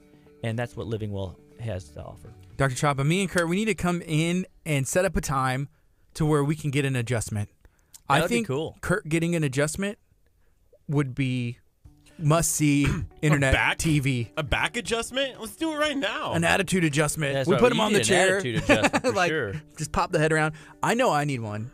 I need one because I know my hips and all this stuff, but as I'm 33 years old, I'm definitely not the 21-year-old anymore. But it's all good things. Love learning about new ways to, adjust health, adjust our bodies, and it's been a lot of fun here today. We're learning about allergies and sleep and everything else. Well, I tell you, I mean, it looks like we finally got people were a little slow to get going this morning, but we finally woke them up and they started chiming in. I'm so thankful that everybody, I hope you guys share this information out. I hope it's useful. If there's specific topics y'all want to talk about, you can always throw them up there and we can just talk to them. And this is why we have seminars at our office to divulge a little deeper into things that you can do for your family. I had a revelation this morning. I just need to start writing all these things down because my head is just full of information and with respect to all this stuff, and I love it. I mean, I love studying this stuff. I was just telling my wife yesterday I love going up into our little library and studying for a couple hours, and it's therapeutic for me to read through. I get fascinated with what I don't know, and all of us, every one of us, we don't know what we don't know. And if we keep pushing ourselves to grow and develop, if we keep learning and growing ourselves, and we keep surrounding ourselves with other people that love learning and want to be their best, we're just naturally going to become our best. Rising tides raises all ships, right? Mm-hmm. And so, guys, this little venue on Choppa Talk on Tuesday mornings is a time where we can raise the awareness of health and wellness. And so it helps when you guys share our videos and promote this idea of a different way. Even if you question it, it's okay to question it. Oh yeah. But because I think a healthy skepticism is that's the love of learning, and because I'm not over here dogmatically telling you my way is the only way, but I am telling you it's the only way. It's a really great way. It's a really great way. And as you're talking to the people on the FM, talking to the people on Facebook, hey, tune back in. That's right. Every Tuesday, 8:30-ish. Just tune back in and listen in, because I feel like every show there's something new that we get from this. When we're talking to you, there's something I pick up every single time. So it's information that you need for the future. And I think, honestly, if it doesn't hit you today, if you don't adopt all these principles and stuff like that today, but let's just say today you start drinking more water, 32 ounces per 50 pounds of body weight. Or let's say that you do look at your food labels and you pull out everything with high fructose corn syrup. It's a win. You just make 1 degree of change and you find yourself in a way better place 5 years from now if you wouldn't have changed 5 years ago. I'm wondering how my white shirt's doing. It's probably done in the washer. You got to get it in the dryer sitting if you're going to there. make it to that next event. It's at 1 o'clock. Well, I know it's 10 o'clock, guys, and I know it's game time for me. I just say thank you all again for having me on the show. God bless everybody that's tuned in. We love you guys. Living Well Clinical Nutrition Center, where we believe that food is medicine. And you can give us a call, 281-554-8600, or visit our website at justlivewell.com and take one of our health surveys. We'd love to help you, serve you any way, and we can. And so God bless all. Love you guys. We're taking a break on the FM. We're going to keep it going on Facebook. Make sure that you're following. Make sure that you're liking KHEA Radio on Facebook. Over the weekend, we broke 6,000 Facebook likes, which we were really excited about, and we hadn't mentioned it yet. So thank you, guys. Thank you, Facebook, everybody who shares our videos, everybody who partners with us business-wise, everybody who partners with us, whether that's sharing our content, and the people that just like and comment. We love you. Thank you so much for being a part of our Facebook family. We appreciate you. So feel free to share this video out. Let us know, what do you have going on? If you want to be a guest on Kickstart, if you have something cool, if you have a business, maybe it's a locally owned business, maybe it's, I don't know, an idea. Hey, reach out to us. Send us an email, khea@khearadio.com. You can also send us a message on Facebook. This is Kickstart. We're going to be on till 11 a.m. Coming up next is Freedom Call Rally right here on KHEA Radio. All right, guys. I looked up and I saw there was no AM. I didn't know that this was right here. Yeah. Whoa. It's the back of the head of the Choppa cam, but it also gives us a shot that is better than the other one. How are you? Thank you. You're the best, Dr. Choppa. Yeah, it was fun, guys. We'll see you soon. Y'all have a good one. We'll check y'all. All right. Hey, guys, what's up? Do a video adjusting. Let's do it. We're down. We're going to do a Facebook adjusting video. Now we just need to figure out a couple things. One, I want to know if my white shirt is clear from the red. I feel like... What if it's not? What's the game plan? What do you mean, what's the game plan? Yeah, like let's say that red is now... What if your entire shirt turned red? I don't know. It's possible. It's the only thing in there. I don't know anything about getting out stains. Whenever I have something in a shirt, I usually say, my wife, Jennifer, can you please fix this? And she's like, I got you. Boom, boom, boom. But for me, sometimes it doesn't work that way. But it's a white shirt, white button-up shirt. I took a drink from this stinking energy drink, red number 40, got me. Ashley said, I hope you washed it on cold. I did not.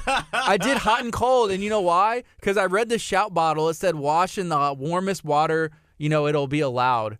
And so what I did is said 1 to 5 minutes with the shout, but the show was starting in like 3. So I was like, and I rubbed it in the shout. So I let it sit and I was kind of watching the clock, letting it go. And then I was like, that's about a minute. So I put it in there. I got the Tide. I put it in there and then I put it on hot and cold. So I was going to wash it in hot and then I guess rinse it in cold. So we'll see. If we had an intern here, I would have them go switch it over, like take pictures. But it's just me and Curt. And we're going to be talking Freedom Call here in a bit. And y'all keep my shirt in prayer. But if my shirt is stained in red, what I'm going to do is either go home and get another one because we're filming at 1 o'clock at Gulfway Plaza for Shine on Lamarck. And, yeah, we are. I got confirmation. And if I don't have time to run home, I'm going to go to Tanger or I'm going to go to Gulfway Plaza, one of the stores, and buy a shirt. I'm going to have to buy a shirt. Yeah. So that's what she said. Maybe you would shout. The rules are different. I don't know. I don't know that kind of stuff. I usually wash my clothes with cold and cold because whenever I first started washing my clothes, which my mom never let me wash clothes in my house because she was like, you're going to ruin them. And we bought you these clothes, you're going to ruin them. So as soon as I moved out, I was like, Mom, what do I do? So she sent me on my way as I moved to Ohio and then I moved to Nashville. She sent me with the big thing of Tide. And I was like, Mom, you got to show me how to wash clothes because I went and joined a rock band. That's what I did when I moved out. Like I was 20 years old from my parents' house. And so, yeah, I moved across the country, joined a rock band, and she literally sent me with a thing of Tide. And I used that and kind of guessed how to wash my clothes. And I couldn't remember. It's like, am I supposed to use hot water, cold water? I'm just using cold. I'm just using cold all the time because I know that that's okay. But that was my experience washing clothes. Boom. Okay. I just had to throw some stuff away. Hey, I've been using this stuff. Shout out to Brazilian Drops. It's one of our sponsors. This is some serum that they had gave me and I've been using. But we're actually going to be shooting some stuff there on the 19th. It's really weird, but I didn't start getting acne until I was, and I'm sure y'all care about this, but until I was an adult. Whenever I was a teenager, my skin was like fine. I was sweaty, football, and then I started getting like acne on my face, and I think it was due to how. Curt, do you not have in? This guy's a joke. What am I supposed to do with this guy? He asked, what am I supposed to do? Can somebody help me out here? I'll be right back.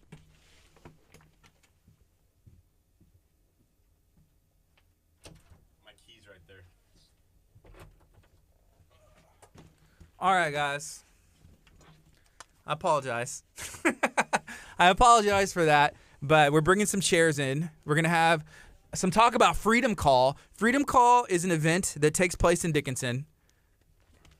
It's funny because the stream's a little delayed, and I see my empty chair there. Freedom Call is an event that takes place in Dickinson, Texas. Last year, it actually got moved inside of the gym. Curt, nobody can see you. Nobody can see you or hear you. Change to the camera. Okay. So, yeah, Curt. Anyways, I'm sorry. Anyways, what am I supposed to do? Yeah, I know. Natasha said, y'all for real just walked off. I don't know. I had to walk off. Curt locked himself out of the studio, and then he switches to the cam so y'all can see him. But, yeah, we're going to have some Freedom Call talk going on. Last year it was moved inside of the gym, but usually it's outside at the football stadium over there in Dickinson. We were there. I remember A-Train, Lanier, he was there last year. I've been following him on social media, and we also got to meet a ton of people. We had a bunch of KHEA radio shirts that we gave away. I was trying to keep those shirts. I was like, man, these may be the only shirts that we get, but we have more shirts that we'll be able to take. Good morning. Hey, good morning. How's it going? How you doing? Good I'm morning. doing good. Hey, Daniel, will you come over here? I'm doing good. And What's then up, I'll guys? put you out with Jennifer. Hey, how are you? Everybody doing Out with good? Luce. Doing great. Doing great. Awesome. So glad to be here. Yeah, I'm glad. So Freedom Call is coming up soon. It's coming up quick, isn't it? Yes, it is. It is coming up Friday, April the 5th at the San Vitanza Stadium, and we are ready. We're excited, and it's our 8th annual. And Curt, we're believing God for good weather. I know we talked about your confession of faith. And Last year, I remember that. Oh, yes, we don't forget. So anyway, I'm here with my team. Daniel and Jennifer Hogan's going to be doing worship. Luce is here, and my daughter Esther's joining us today. What's up, Esther? So we're so glad. This is Curt and Gardy. So yes, I'm introducing. I like your headband. Hey, it's spring break. Yes, What, it is. So how's that going for everybody? Spring break 2019. Well, good. We started at altitude yesterday. I took some young people out there, and Daniel and Luz were pretty crazy, and so was Jennifer. When you say crazy, can you define crazy? Like backflipping? Oh yes, I'm telling you, he could have been like on just amazing. Yes. Been doing Makes great off videos. and on practicing parkour since high school. Parkour. Youth ministry. Kurt, I feel like, did you ever try and get into parkour?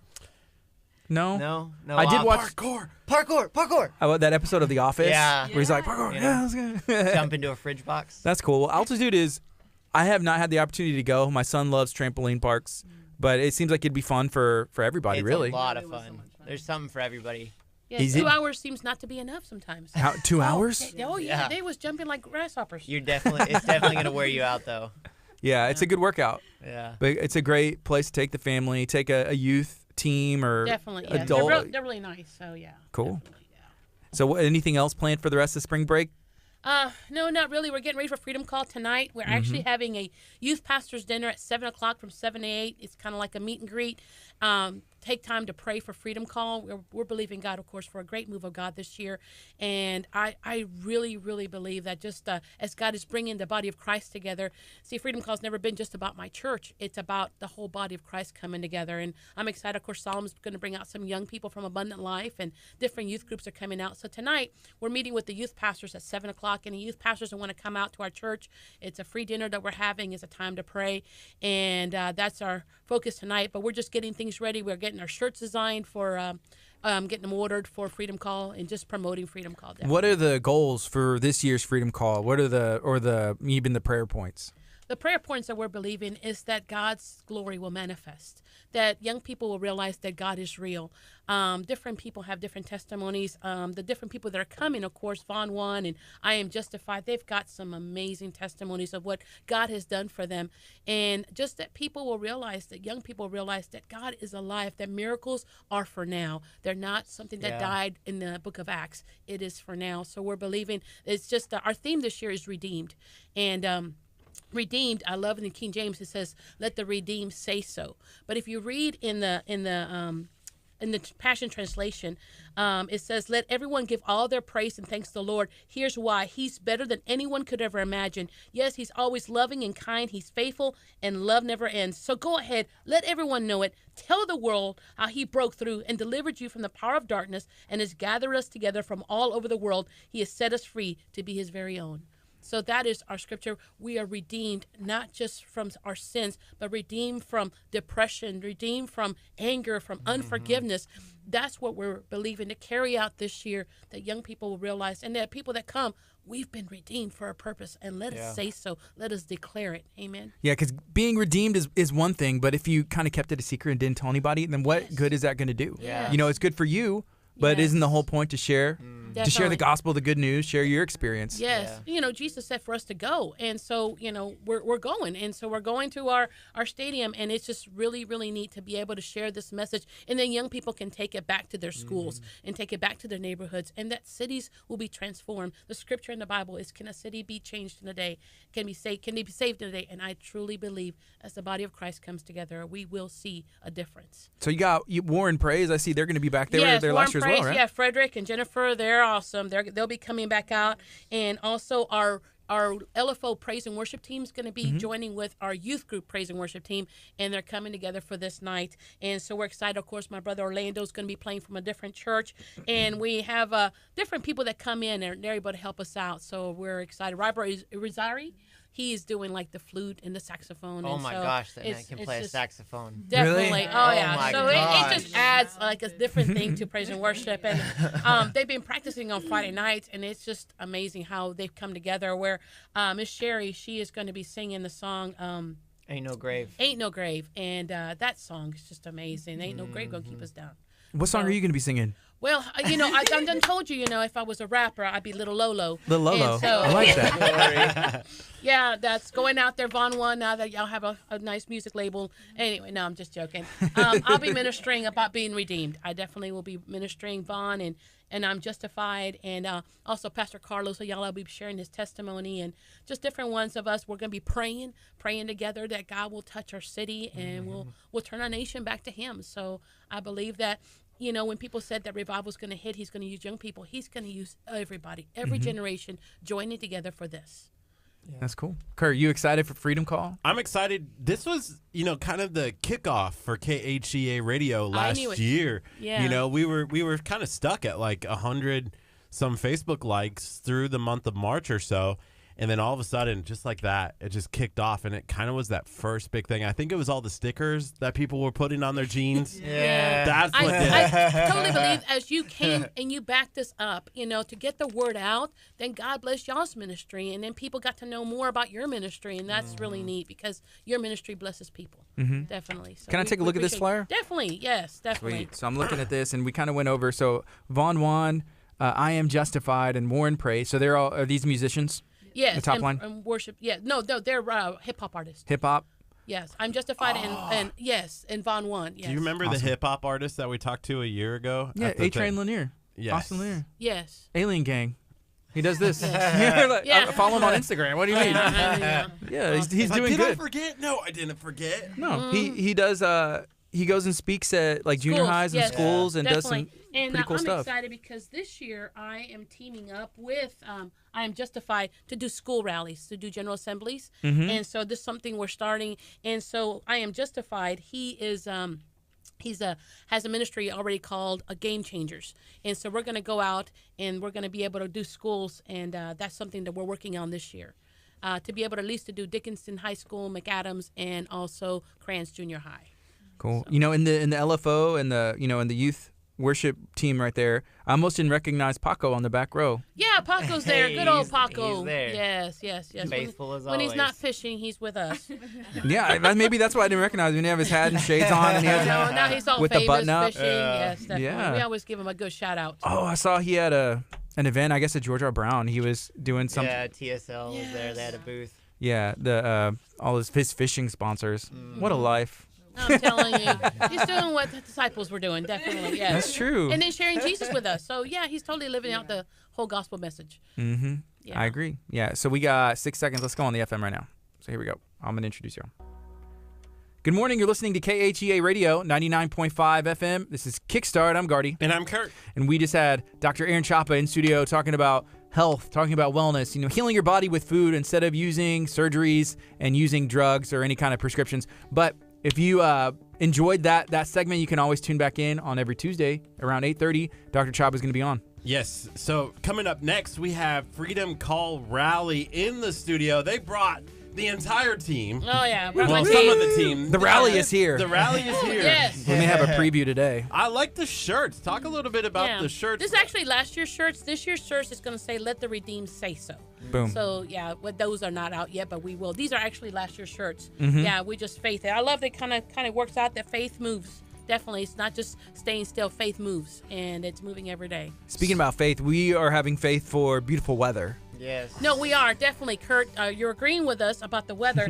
We're believing God for sunny weather. It will. Yes, Curt's agreeing. Yes. Curt. Yes, definitely. We're believing God for good weather. As you know, having a stadium, we're not able to have a roof, so we're believing God that it will not rain the day of and the day before, so that people don't have wet seats. It's going to be a great day. It won't be too windy. It's going to be an amazing thing when the body of Christ comes together. It's not just about my church. It's about the whole city coming together for one night of faith, one night of worship, and to let young people know that God is real, that He is still doing miracles today. Amen. So April 5th, it's a Yes. Friday, 7 o'clock. It's going to be at the stadium. What's the name of the stadium? That is the San Vitanza Stadium in Okay. Dickinson, 3800 Baker Drive.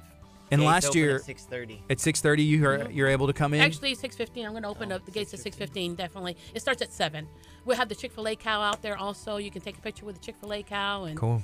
Yeah. How much work is it to set up an event like this? It takes a couple of months, but since we've been doing this year after year, the stage actually stays on our property, and so we're able just to keep up with it. And it's making phone calls, it's making connections, and people that have heard it. Oh yeah, you're the one that rents at the stadium. It's getting the word out, and that's the main thing. Is that it's an 8,000 seat stadium, but I don't know 8,000 people. So, but I would love for everyone to come out just for one night let's give God glory. Let's come together. It's just something about sitting outside under the stars that we can give God glory and give Him worship. Yes. Amen? So I'm noticing on here, so it says one night only, free event for all ages. Now, to rent out the stadium, I assume it is not free. It is not. But why is this so important for y'all to make this a free event for everybody? I never wanted a gospel that we charge for the gospel. And there's one thing that I've always asked God, I don't want to charge people. Some people will probably never walk into a church, but they'll come to a high school stadium and hear the gospel for the very first time. So we actually raise the money. We have bake sales. We sell T-shirts. People donate money towards Freedom Call, and it's all going through our church, and that's how we're able to raise the money to be able to pay for everything that we need. We have to, of course, rent sound and everything like that, and different people that come in. So it does cost a lot of money. We have to have security, but God provides, and I truly believe that every year He always provides for everything. Yeah. Last year, the weather, it did cooperate, but it was just like, hey, it may rain, it's gonna rain. Yeah, and then it didn't rain. Yeah, I know. We walked outside, the sun came out, but it was just it was extremely windy though. Yes, it was very windy. So we did have it inside, and I really believe in God. It'll be outside this year. That's why I'm praying that it will not rain, no trace of rain, because if there's any kind of rain like that, then of course they have to shut down. What are we gonna do? So I do have a backup. The competition gym again, and it was nice to have it in there, air conditioned, and my hair never messed up, so that was pretty good. But it was neat. But there's just something about being outside, and that's why I really want to do that outside again. Yeah, because that was my first experience at Freedom Call. Yeah, it was mine as well. But we didn't know it. We didn't know any better, but we had a great time. No, I know. It was a marvelous we event. appreciate you guys being out there, and hopefully you'll have your giveaways, and anything that y'all going to give out. I don't know if y'all designed a new shirt this year, but get the word out that there is a radio station that's proclaiming the good news, and definitely we appreciate you teaming up with us and backing us up. Thank you. For sure. Yeah, we're excited. So April 5th, 7 p.m. If somebody wants to find out more information or dive deeper, where can they go to find out information about Freedom Call? Definitely. Well, we have our website that we have, and that is, of course, www, and it's freedomcall.livingfaithoutreach.org. They can also call our church at 281-309-0799. We work at the church, and we can answer any questions. It is a free event, and we invite everyone to come on out there and just come out there for a night of worship. You mentioned something earlier about I Am Justified and Freedom Call Rally, and you going in to do school assemblies. Definitely. I am teaming up this year with I Am Justified. Justin, he's coming out there with me. We're going to be doing hopefully Dickinson High School and also Crans and McAdams. Justin is in charge of Game Changers. His ministry goes out already into schools, and so Freedom Call is teaming up with him, and what we'll do is we'll have I Am Justified is going to be ministering through hip hop, and then we'll be able to invite people to come Freedom Call. We'll have tickets. We have tickets. The tickets it's not because it doesn't cost anything to go to Freedom Call, but it's just like something that in their hand they'll remember. It's a reminder, hey, I'm going to go to Freedom Call that night. So we'll be able to give out tickets at the school and invite the students to come on out there. I'm excited this year also. We have a bulletin board at Dickinson High School that I was able to advertise Freedom Call, and of course we are also doing the United for Christ, the Christian clubs at the high school and at the junior high schools. How many people are y'all estimating or y'all preparing for to be out there? It's an 8,000 seat stadium. I would love to see it filled. Definitely. So I've never got it that far. I think the most we've had maybe about 600 people, but I'm really believing God that get the word out there. Let's have a night of worship. God's already given me a stadium. I'm inviting everyone to come out there and to give God glory that night. How can people get involved to help out? Definitely calling our church. I'm looking definitely for people that help us with prayer partners and to help us out passing out books. We give out a devotional book every year, and so at the end we give out a book, and the book this year is called Redeemed, and it's going to have testimonies of people that were redeemed and what God has done for us. And so definitely if they want to team up, please call the church 281-309-0799, and we will get you connected. Thank you so much. Yes. Yeah. What book did y'all give out? You said you always give out a book? We do. We give out a book every year, kind of with the theme of what was going on. And so last year's book we had just gotten out of Harvey. All right. So it was moving forward. It was called Forward, and we give that out last year. And so this year it's called Redeemed, and it's filled We've young people's almost testimonies. given all of those out. Definitely. Yeah. We only got like not even half a box left of those books. So we print 1,000 every year. So this is going to be our 8th one. So we've given almost We have about 6,000 books altogether. If you're saying, within all the years that we give out, not only at Freedom Call, whenever I minister, I take the books with me and we give it out to young people and anyone that would want a devotional book. Living Faith Outreach.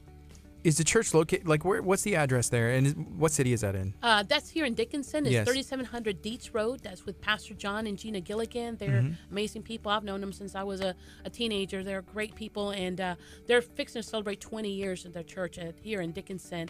And so they're really great, and they're awesome ministers of God. Being in Dickinson, and you were just mentioning Harvey, coming out in this one, what did Living Faith Outreach, see, I guess, in Dickinson? Being in Dickinson, it was so heavily affected due to Harvey. Definitely, of course, the pastors, they themselves, their house got flooded. Our children's pastor's house got flooded. Daniel's house got flooded. Our church became a center where people could come pick up diapers and food. And so that was, Luce actually headed that up. And so we became a relief center overnight. Interesting times. And it was really neat because we saw the community come together. People came from Florida, Arizona, dropping off food and pillows and towels. And it was neat how the city came together. And that's why last year's theme was forward, because we're going to continue moving forward. We're not going to let anything stop us. Yeah. Harvey was it was an interesting time. And we're finding there's people that still aren't recovered.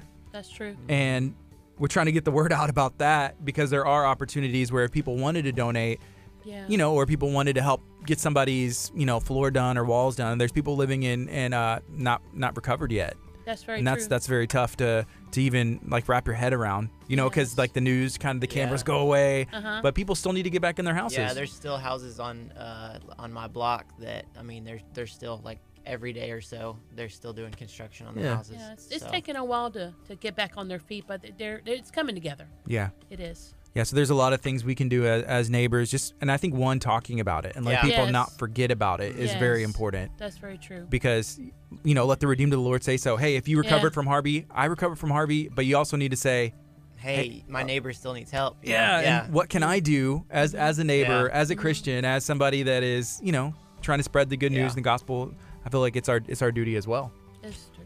One of the things that you're doing is you're participating in going into Dickinson High School and helping out with the kids during their lunchtime. Can you talk a little bit about that with our listeners? Definitely. In 2009, Jacob Hooter started a club at our school, and it was called United for Christ. He started it, and we've been keeping it going.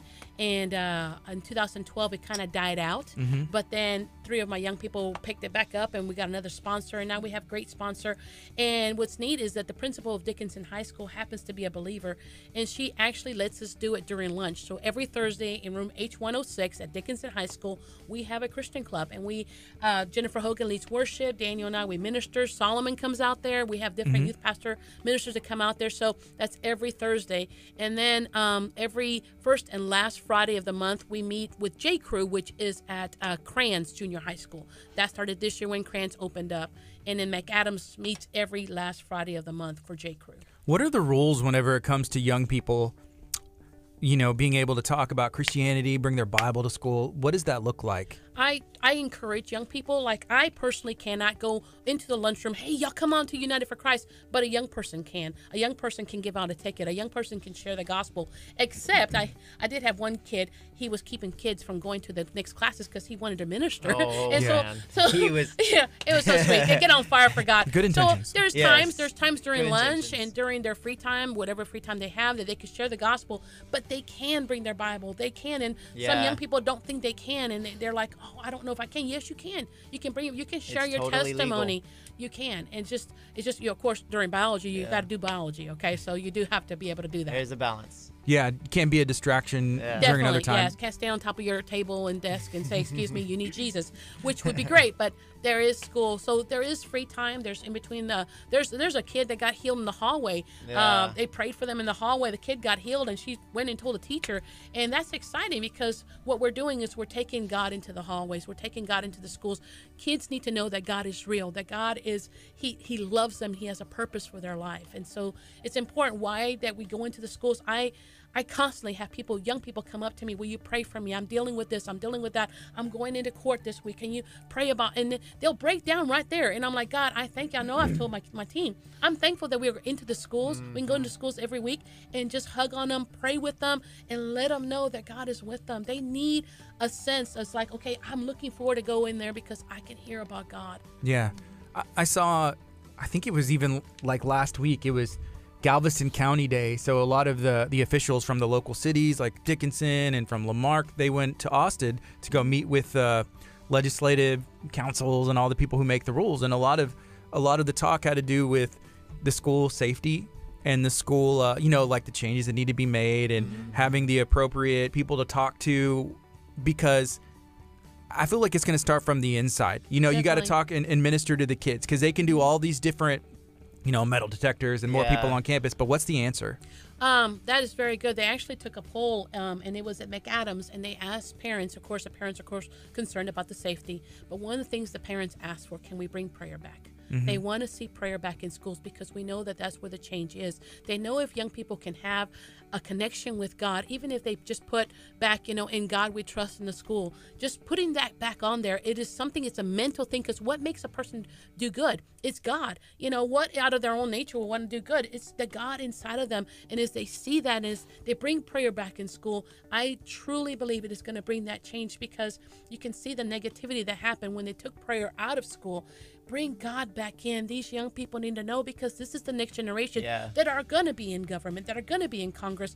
This is the next generation, and we need to seed them with the Word of God. They can trust in God. In God we trust. And I think what's cool is we're seeing the fruit of that, because even at J. Crew at Krantz, there's been a few groups of like the young girls and the young guys, like they pray before school, like they'll gather like in a certain area in the school and they'll pray over the day and stuff, and we're starting to see fruit of that, like it spreads, so it's really cool. What kind of response do the kids get? Like if they're praying, I'm sure other kids would see them. Yeah, what and kind of response? They invite, like we've been told, like the group is growing, like J. Crew's growing like crazy, and we've been seeing that they're inviting kids to come pray with them, and I mean some of these kids are really bold, like way bolder than I was when I was that age. And it's really encouraging to see. So, Kurt, what do you got? I was going to ask, there was a story that was put out maybe 3 weeks ago about, I think it's Texas City ISD is putting together like this massive like overhaul of their security system. They're bringing in like state of the art everything. Like guns and stuff like the security officers are going to be carrying guns and stuff like that, and just like loading up, like I think they're spending like $3-something million on this, right? But how do you feel about, should we be making those kind of changes, or just bringing prayer back into school and teaching religion instead? Like, where do you guys lie? Definitely, and I totally agree with bringing prayer back in school. I do believe that schools need to take whatever necessary measures they need to take. I know that I've seen more security at Dickinson High School. I've seen police officers are walking the hallways. It's unfortunate, but this is the time. This is a time that we have to do things like that. I think, again, is that the young people see, hey, we're being protected. I've got to be careful. And I think it's just an awareness. Hey, we do care about you. That's why we're doing this. But at the same time, if we bring prayer back in school, I mean, I whoever I need to talk to get prayer back in school, that is my heart, because I know that as young people get pointed back to God, their heart will change, and that heart that wants to hurt other people will change, and God will heal their heart. A lot of times hurt people hurt other people.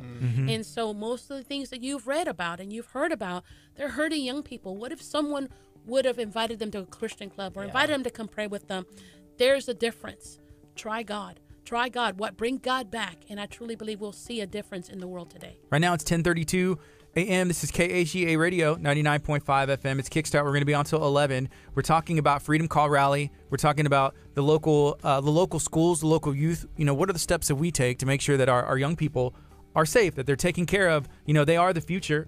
Me and Kurt, we like to go speak to kids whenever we have the opportunity. We've had some opportunity to go and just love on people, because sometimes people don't even get that. That's true. You don't know what anybody's situation is like at home. You don't know what they're going home to. Like, I was fortunate. I think you've met my parents before. You know, yes, I have. They, you know, a very loving home. I went to Abundant Life Christian School. There was about 20 people in my graduating class, and I always felt safe. We all looked out for each other. There wasn't any bullying that goes on, but sometimes that's not the situation for everybody. That's true. You know, there's big schools out there. Like, how many kids are in, you know, a class at Dickinson?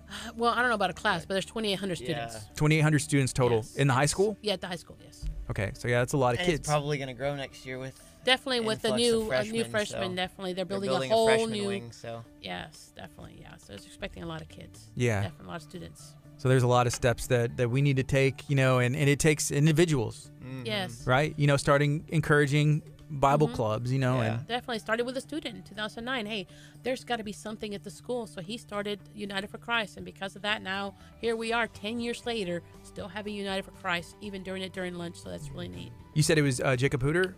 Jacob Was he a member of Yeah, LFO? he was a leader at LFO, and he led worship for us in their youth group. Okay. Yeah, he's an awesome young man. So I want to hear a little bit from Jennifer and Yes, Luce because definitely. y'all are currently students, right? I mean, I graduated from Dickinson class of 2015. 2015. Yeah.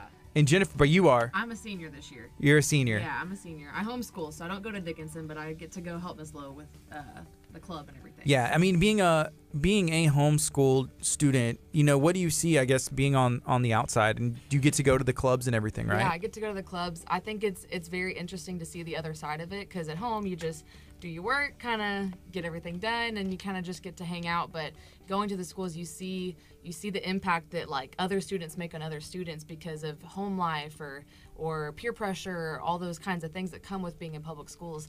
And so I think it's interesting to be able to almost have the knowledge, like, I know who I am because I've developed over time of who I am in Christ and how to become my own person. So now, like, through being able to be like that, I can go to the school and be like, hey, Jesus loves you. Like, I don't have this peer pressure. I can just kind of just go and I can just share the gospel, and it's not like some difficult, hard thing. But it is a very different perspective from homeschool versus public school. And Luce, so you said you graduated Dickinson 2015. Yeah. So you've been involved with Freedom Call as a student, and then, you know, post graduation. How is it going to Dickinson High School? Inviting, is it easy? Is it easy to talk to people and about Christianity or is it sometimes not the easiest thing? For me, it's really easy just because I've always loved to talk to people, different, interesting. It's just it's good to see different perspectives and stuff like that. Yeah. So like, it didn't really matter to me. I was never a shy person. I'm really not that shy at all. So it was cool to be able to be there and be like, hey, like, this is real. Like, come see it for yourself. And some of my friends that I had been believing for since like freshman year of high school, you know, I was able to see them come to Jesus. I was able to see them like, hey, like, you know, like, to get saved and to like know the love of God and to truly be free. And I've also seen people, you know, experience miracles on that prayer line at Freedom Call. And it's really cool to be able to be part of that. And then now that I am older and I am, you know, I guess behind the scenes now, I'm able to appreciate what I'm able to do for the gospel, for the kingdom. And so it's really cool. It's awesome. I believe Luce was very influential in during the United for Christ during lunch. And so I think it was her class that was able to move that, because we used to do it after school, and it was her class that was able to move it up to lunch. So that To was get it really neat. moved during lunch? Yes, it was during. How long is lunch hour? Or is it an hour or 15 It's actually, minutes? it's so hilarious. It's 30 minutes, but we have 4 lunches. So we have 4 different groups that come in. starts from at 9:45. 9:49 and then moves on every 30 minutes. Who has to eat lunch at 9:49? Don't even get me started. Team A. Don't And they'll even come get in me there, they'll started. eat their lunch, and they'll have worship, they'll have a Bible study, so it's neat. It's breakfast. Yes, it is. Brunch. You're eating breakfast. Yeah, brunch maybe. Do they? And then they have to go to school until 3:00. Yeah. 2:30, I think 2:30 or 2:40. You know, Do they get maybe that's snacks? something Oh they yeah, I should've forgot talked you about guys the in Texas legislative like in- get in done at like Austin. 2:00. Do they get snacks? Like, I'd be hungry again. I don't think they have snack time. I don't know. Like, when's nap time? Snack time, nap time? Do they not do that anymore? I don't think so. There you go. So we have some time left. We're talking about Freedom Call, talking about everything that's going on. We're going to take a break on the FM. This is KHEA Radio, 99.5 FM. Keep it going on Facebook. If you want to get involved, you know, ask us out, and we'll let you know. This is KHEA Radio, 99.5. All right. What's up, Facebook? Hey, if y'all have any questions, feel free to let us know. We're hanging out, talking about Freedom Call. If you're interested in knowing what it takes to start a club at your school, maybe just start a Bible club or start a weekly meetup or a prayer group. I feel like that'd be what do you got to do? Like, what are the steps? Definitely. The first thing is, of course, a student has to be the one that will initiate this. A youth pastor can't just go into a school. Excuse me, I would like to do no. It goes through a student. A student will start it. They'll get a sponsor, a teacher sponsor that's willing to do it before school or after school, and 15 minutes, to stay after school or before school, and they're able to do that. They go to their principal. The principal lets them do that, and then they get the word out. So it just takes one.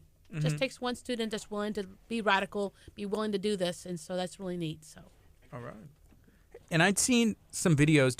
But I hadn't seen one in a bit. I don't know if it just wasn't shared or it just missed my stream. But y'all were doing some Facebook Live videos as well. Have y'all been keeping up with those? Yeah, we're not you guys yet. We do have, it's called Kindness Connect. We started it after Freedom Call last year. It was a way to connect with students every week on Tuesdays at 3 o'clock. And so we will take our phones. We don't have all this technical stuff yet. Phones work good, though. Yeah, we do. use two little portable stands and just put 2 phones on there, do Instagram and Facebook. Definitely. And we do this every week. It's every Tuesday. And, just to let connect with young people, connect with people, and just let them know, what God is doing. I think just keeping it up there. God said, remind yourself, put it on the walls, put it on yourself, the Word of God. Why? It's a reminder of the goodness of God. Yeah. So sure. I love it. That's why we do that. Jennifer, so you're a senior this year. Yes, I'm a senior. Do you have plans? Do you know what you're going to do? Or are you just going to be like, hey, I want to lead worship, I'm going to go to school, go to trade school, or just, start working? Yeah. What are your plans? Well, I had multiple ideas, multiple options, and those kind of all went out the door. And then I was like, okay, so I'm going to stay here for probably another year, and I really am interested in doing the Bethel Worship School online. Ooh, that's nice. Worship U. And so still looking into it, trying to figure out what all they do and what they talk about and stuff, but hopefully that'll work out. But for the moment, I'm just going to stay here with our church and do the youth group worship team and help leading worship and kind of getting our youth group just going and building and everything and stuff like that. So I went to the Bethel conference last year in Dallas, and they were sharing about the university, Bethel University and all of the different programs they have, but it seems really cool. Yeah, it seems awesome. I would love to have access and be able to participate in that. It looks awesome. For sure. I love everything that they release. Have you heard their new record? Oh, yeah. Yeah. I'm waiting to I can technically already go pre-order Amanda Cook's album, but I just haven't had enough money in my bank account to get it yet. Yeah. So once I get that, I'll be going to pre-order her album for sure. So. Amanda Cook. There's a lot of, I didn't realize, I didn't even know all their names, but I don't know, husband and wife, right? I'm just that's whatever. And then whenever I went to the Bethel conference, everybody was like, Amanda, I love you. It was just really funny. And I was like, but seeing the personalities of the worship leader, I was like, okay, I understand, because they're relatable. And they also write, brilliant songs that are talking about God. Absolutely, yeah. And the people, on the production side, whenever I go somewhere, and I'm sure you do too, as a musician, whenever you go to a concert or you go to a worship thing, you worship, you enter in. But for me, maybe not you, because I've seen you whenever I'm playing and you're not paying attention to anything other than worshiping. But me, I'm just like, okay, what are they playing? What do the lights look like? What does the sound look like? Oh, this sounds good. Or absolutely. Picking up stuff as well. Yes, I do that all the time. If it's a good worship set, I'll worship most of the time. But then 5% of the time, I'm like, oh my gosh, what chords are he playing? What key is this in? Or I'll be looking okay, how did they put that there? How did they do the camera work or whatever? Yeah, I love the technicalities. I always look at the lights. Yes. I went to the Houston Livestock Show and Rodeo. I went and saw Casey Musgraves, and the whole time I was just watching the lights, and I was like, wait, they're boring. Come on, we do better life. We do better life than Abundant Life. I'm like, I'm better than they are. Houston Livestock Show and Rodeo, give me a call. Oh my goodness. You want to run lights for the radio? That's hilarious. I was That'd be a sweet setup, though. You were bored with the lights? Come on, where's the super flashy stuff? Where's the lights in my eyeballs? Yeah. Come on. Can you imagine them setting that up though? I know, it's got to be It'd be ridiculous. Somebody called that the alien stage or something. Yeah. Because it's so alien. Is it the same one that just turns? Yes, it's the same one, and it has to. The stars. There's people everywhere. That's true. Yeah. The one thing that they did right, I will give them this. The one thing is they actually the stage rose up one of the star. Parts of the stage rose up, and Casey Musgraves was rising up, I'm like, oh, that's cool. We don't have a stage at the church that can go do that yet, you know? All of a sudden, pastor starts preaching, and then he starts Oh my rising gosh. up in the air, you know? Like, what is going Yes. on? Yeah. You know, I guess one way that we look at it, if I'll say the world, if the rodeo can have it, hey, why not? Right. Give what I'm that, saying. give that to, give it to God. Why can't He have the best? Why can't we be able to have fun and worship at the same time? Right. Definitely. That's totally. And of course, I am not a singer, so I will watch things like The Sin. The Sin was just in Florida, so with different ministries that came together, and I'm like, wow, that is so cool how they filled up a 40,000 seat stadium, and I'm like, okay, God, I just have an 8,000 seat stadium, but I sit there and I have visions. Okay, God, I can see it happening for us here in Dickinson. Cool. So are you gonna play a song for us? Yeah. Wait, what song is it? King of My Heart. Ooh. I've heard of it. That's a great song. I love it. Yeah. That's like the first song that I ever learned on guitar, and so it's like one of those songs that I know by heart. So it's like, yes, I love playing those songs that I just already know, So. If you're ready, I'm ready. We can let's check it out. Let's see. So this is a preview of what you can see it at Freedom Call.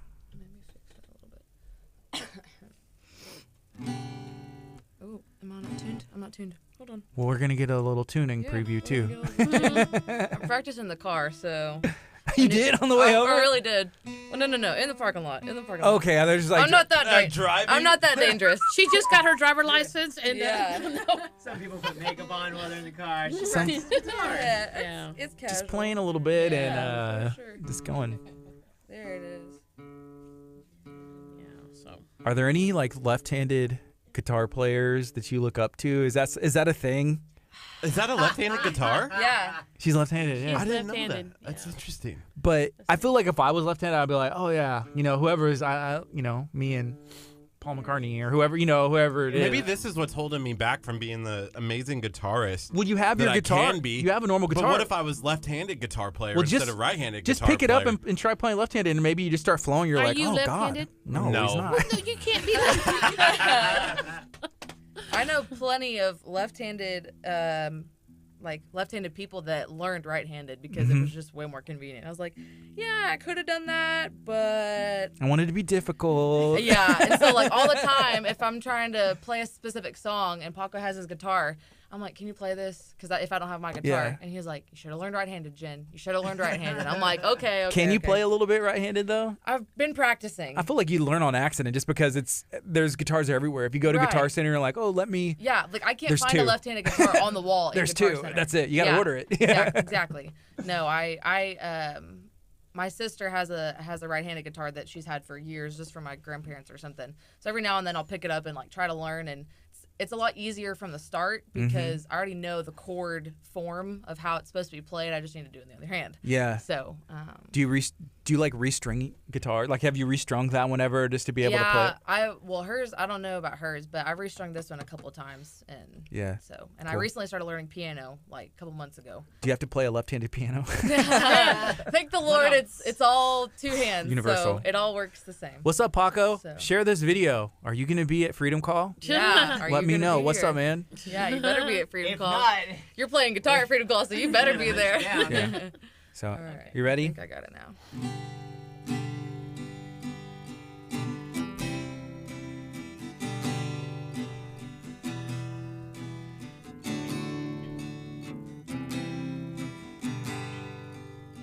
Let the king of my heart be the mountain where I run, the fountain I drink from. Oh, he is my song. Let the king of my heart be the shadow where I hide, the ransom for my life. Oh, he is my song. For you are good, you're good. Oh, you are good, you're good. Oh, you are good, you're good. Oh,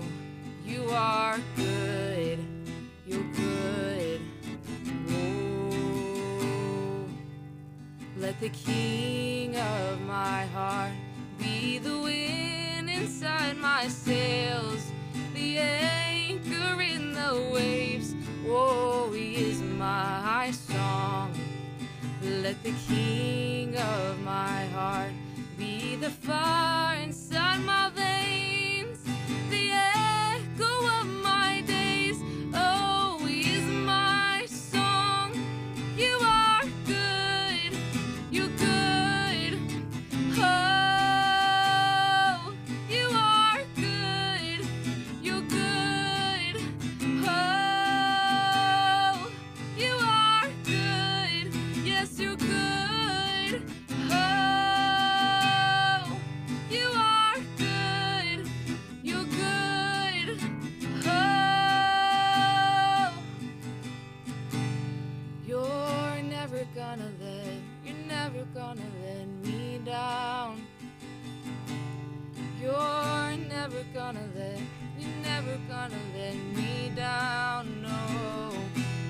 You're never gonna let me down. You're never gonna let me down, 'cause you are good, you're good. Whoa, you are good, yes, you're good. Whoa, you are good, you're good. Whoa, you are good, you're good. Oh, you are good, you're good. Ooh, you are good, you're good. Ooh. It's an awesome song. Good job. Thank Very you, good thank job. Do we have another one? Can you do a whole set? No, I'm just kidding. I mean, I've had to in the past. Yeah, pull a song out of my brain. Well, yeah, we'll talk for a little bit more, and if you have another one, we can play one in a bit. All right, Is that cool. okay? Yeah, for sure. Cool. So yeah, Freedom Call, Yes. April 5th, 7 p.m. Make sure that you are there. What do you want, Kurt? Oh, I What was you just got? gonna say Say we it. could have gone live or on the FM, Oh, okay. but after this song, because it's already 10:50. It's fast. Like Yeah, today's you show went. serious? It's already Oh, 10:50. sadness. Oh, man. We got like Wow. 9 minutes Yeah. left. Yeah. That was great, Jennifer. Good job. Thank you, thank you. Thank you. Yeah. Sweet. So how long we have? A few minutes or? We got 10 minutes. Okay. Well, yeah, 9 and 10, 50 seconds. Yeah. So yeah, Freedom Yeah. Calls coming up April 5th, Yes. 7 p.m. If you want to get involved, you can reach out. How can they do that one more time? Again, they can go online. We have www.freedomcall.livingfaithoutreach.org. They can call our church 281-309-0799. Freedom Call is our 8th annual. It's going to be at the San Vicenza Stadium, and it's going to happen on April the 5th at 7 o'clock. The gate opens at 6:15. We'll have Chick-fil-A Kyle out there. We'll have face painting. We'll have, of course, the radio station. You guys are going to be out there with us. We're going to have giveaways. We're going to have prizes. We have 2 hip-hop artists, Von Juan and I Am Justified, are going to be out there with us. War and Praise. We've got our LFO worship team along with our Kainos youth group, and my brother Orlando Mendoza is going to be out there. He plays the guitar. It's going to be a great night of concerts, worship, and Jesus. Definitely. Paco said that he restrung the guitar, so you're welcome. Yeah, don't know. yeah. Okay, Did he do that? okay. He, But he forgot to tune it? No, just kidding. yeah, no. I'm pretty sure he for sure restrung it by himself the first time because I had never known how to do it. I was like, I have no idea what to do. Please help. Yeah. And the second time, I think he did it because I was just like, I don't want to do it. You Yeah, do it. yeah, You yeah. do it. I know how to do it, but Paco, someday can you do it got to for go me? on the radio with us. We always talk about a guy named Paco. He's real. He's He's a a real friend of person. ours. I don't know if he's real or not. I've been telling him to come on so we can talk fishing, just to come on and talk fishing. But I mean, he works like all the time. He does. He does. So, He does. so there's that, and that is important too. That's Yes. important. So Definitely. let's see. So we got a minute and 15 seconds left, and we're gonna go back on the FM as well, and we can talk a little bit more, and then maybe you can play a song on the FM too. Yeah. It'd be can do great. Finish the show. Go off into the sunset. Right off into the sunset. Oh, yes. Do you still do the weather like that? No, we don't do the weather often anymore. Oh, okay. Oh, man. Apparently, there's more. Let's just say advantageous things for us to do. No, I wasn't going to say that. There's better sources for the weather than Kurt. Okay, That's very the true. sunrise, the sunset. Oh, we did. We used to say when the sunrise. Oh yeah. Oh, man, Well, that yeah. was- I was like, That was the Well, worst. since the time change, people may not know. So you gotta like keep them up with the time. Right with now, the sunset Curtsy and is a sunrise. guest. We have so many other things that we're doing now. Yes, There's just no definitely. time for us to do. Can't fit in the weather We for like can't fit 15 in the weather seconds. for 15 seconds. Yeah. yeah. Our show's packed. It's filled to the brim. Praise Yeah. God, that's a good thing. It is. That's a good Yeah, it thing. is good. So we got 22 seconds right now, and then we'll go back on the FM. He is usually fishing, or work. Man, Paco doesn't ever want to take me fishing. I've been asking him, and I was like, okay, I understand you don't want to take me fishing, but at least give me a fish. Like, just give me the fish. I'll eat it. Yeah, there's like a line. He's waiting got for like that. Here- a here- freezer Bruh. packed full of. That's what I hear. I'm Whole about to bunch go of over there. flounder, whole bunch of trout, Here we some go. redfish. Here we go. I've had some We're going on the FM right now. Here we go. Good morning. You're listening to KHEA Radio 99.5 FM. This is Kickstart. I'm Gardy. And I'm Kurt. It's 10:53. We have about 6 minutes left right now where we're going to be talking a little bit more about Freedom Call, and then we're going to have a song.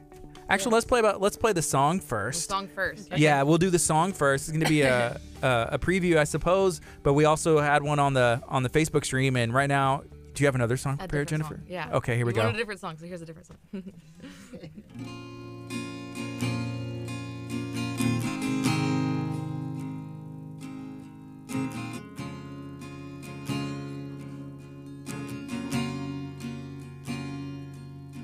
Your love has ravished my heart and taken me over. It's taken me over. And all I want is to be with you forever. With you forever.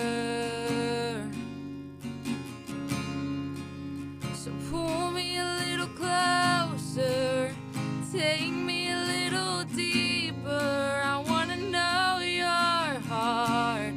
I wanna know your heart. 'Cause your love is so much sweeter than anything I've tasted. I wanna know your heart. I wanna know your heart. I wanna know your heart. Ooh, I wanna know your heart. Oh, oh, oh, how great your love is for me. Whoa, whoa, how great is your love. Whoa, whoa, how great your love is for me. Whoa, whoa, how great is your love. I could never run from your love. I could never hide from your love. I could never run from your love further than you find me. So pull me a little closer, take me a little deeper. I wanna know your heart. I wanna know your heart. 'Cause your love is so much stronger than anything I've faced. And I wanna know your heart. I wanna know your heart. All right, thank you. That was a very beautiful. I've never heard that song before. Who is that? It's Amanda Cook. Surprise, Amanda Cook. surprise. She's like my absolute favorite. It's Amanda Cook from Bethel. It's called Closer. All right. So yeah. Cool. Well, so we got a couple minutes left, literally about 2.5, where we're going to be sharing one more time about Freedom Call and all of the cool things. So who are the guests that are going to be at Freedom Call, and when is it? How can somebody go on the internet and find more? Definitely. Our 8th annual Freedom Call is going to be on Friday, April the 5th at 7 o'clock at the San Vicenza Stadium here in Dickinson. This is a free event. It's a night of concerts, worship, and ministry. We have our hip-hop artists and friends, Von Juan and I Am Justified will be with us. Also, War and Praise with Frederick and Jennifer Snowden. Orlando Mendoza will be playing also. We also have our our praise and worship team from LFO and our worship team from Kainos coming together for one night. I truly believe it is going to be a night of miracles. It's going to be a night of just reigniting young people's passion for God, to know that God is real. It's a free event. It's not about our church. It is about reaching our city. Can a city be saved in a day? And I truly believe it can. As young people come together, as we can pray, we can see God move in our city. The theme this year is redeemed, and it's based out of Psalms 107, verse 1 and 2. In the King James, it says, let the redeemed of the Lord say so. It is time that we as the body of Christ come together and just speak out what God has said, speak out what God is doing, because God is alive today and he is doing miracles today. So everybody's invited, absolutely free to attend, April 5th, 7 p.m., right there at the football stadium. You're invited. We'll see you there. We'll be there. We'll be there. We're going to be passing out Prizes. maybe prizes, and then we're going to be selling some T-shirts and stuff like that. So make sure that you come out and participate and say hi to us. All right. Definitely, yes. So we'll see you guys tomorrow. We have a busy day again, going out into the community, doing some cool stuff. We got some meetings as well. But thank you for y'all coming in and joining us. Thank you for being our radio station that's going to be hosting and helping us out. Thank you so much. We're excited. This is KHEA Radio, 99.5 FM. Have a good day. Be blessed. And we'll see you tomorrow morning, bright and early, 8:30, as we head out and have another fun day. Yeah, we're going to have 3 Acres Food Truck Park in. Have a great day, everybody. Boom. Bye, Thank you, Facebook. guys. Bye. Woo! Bye, guys.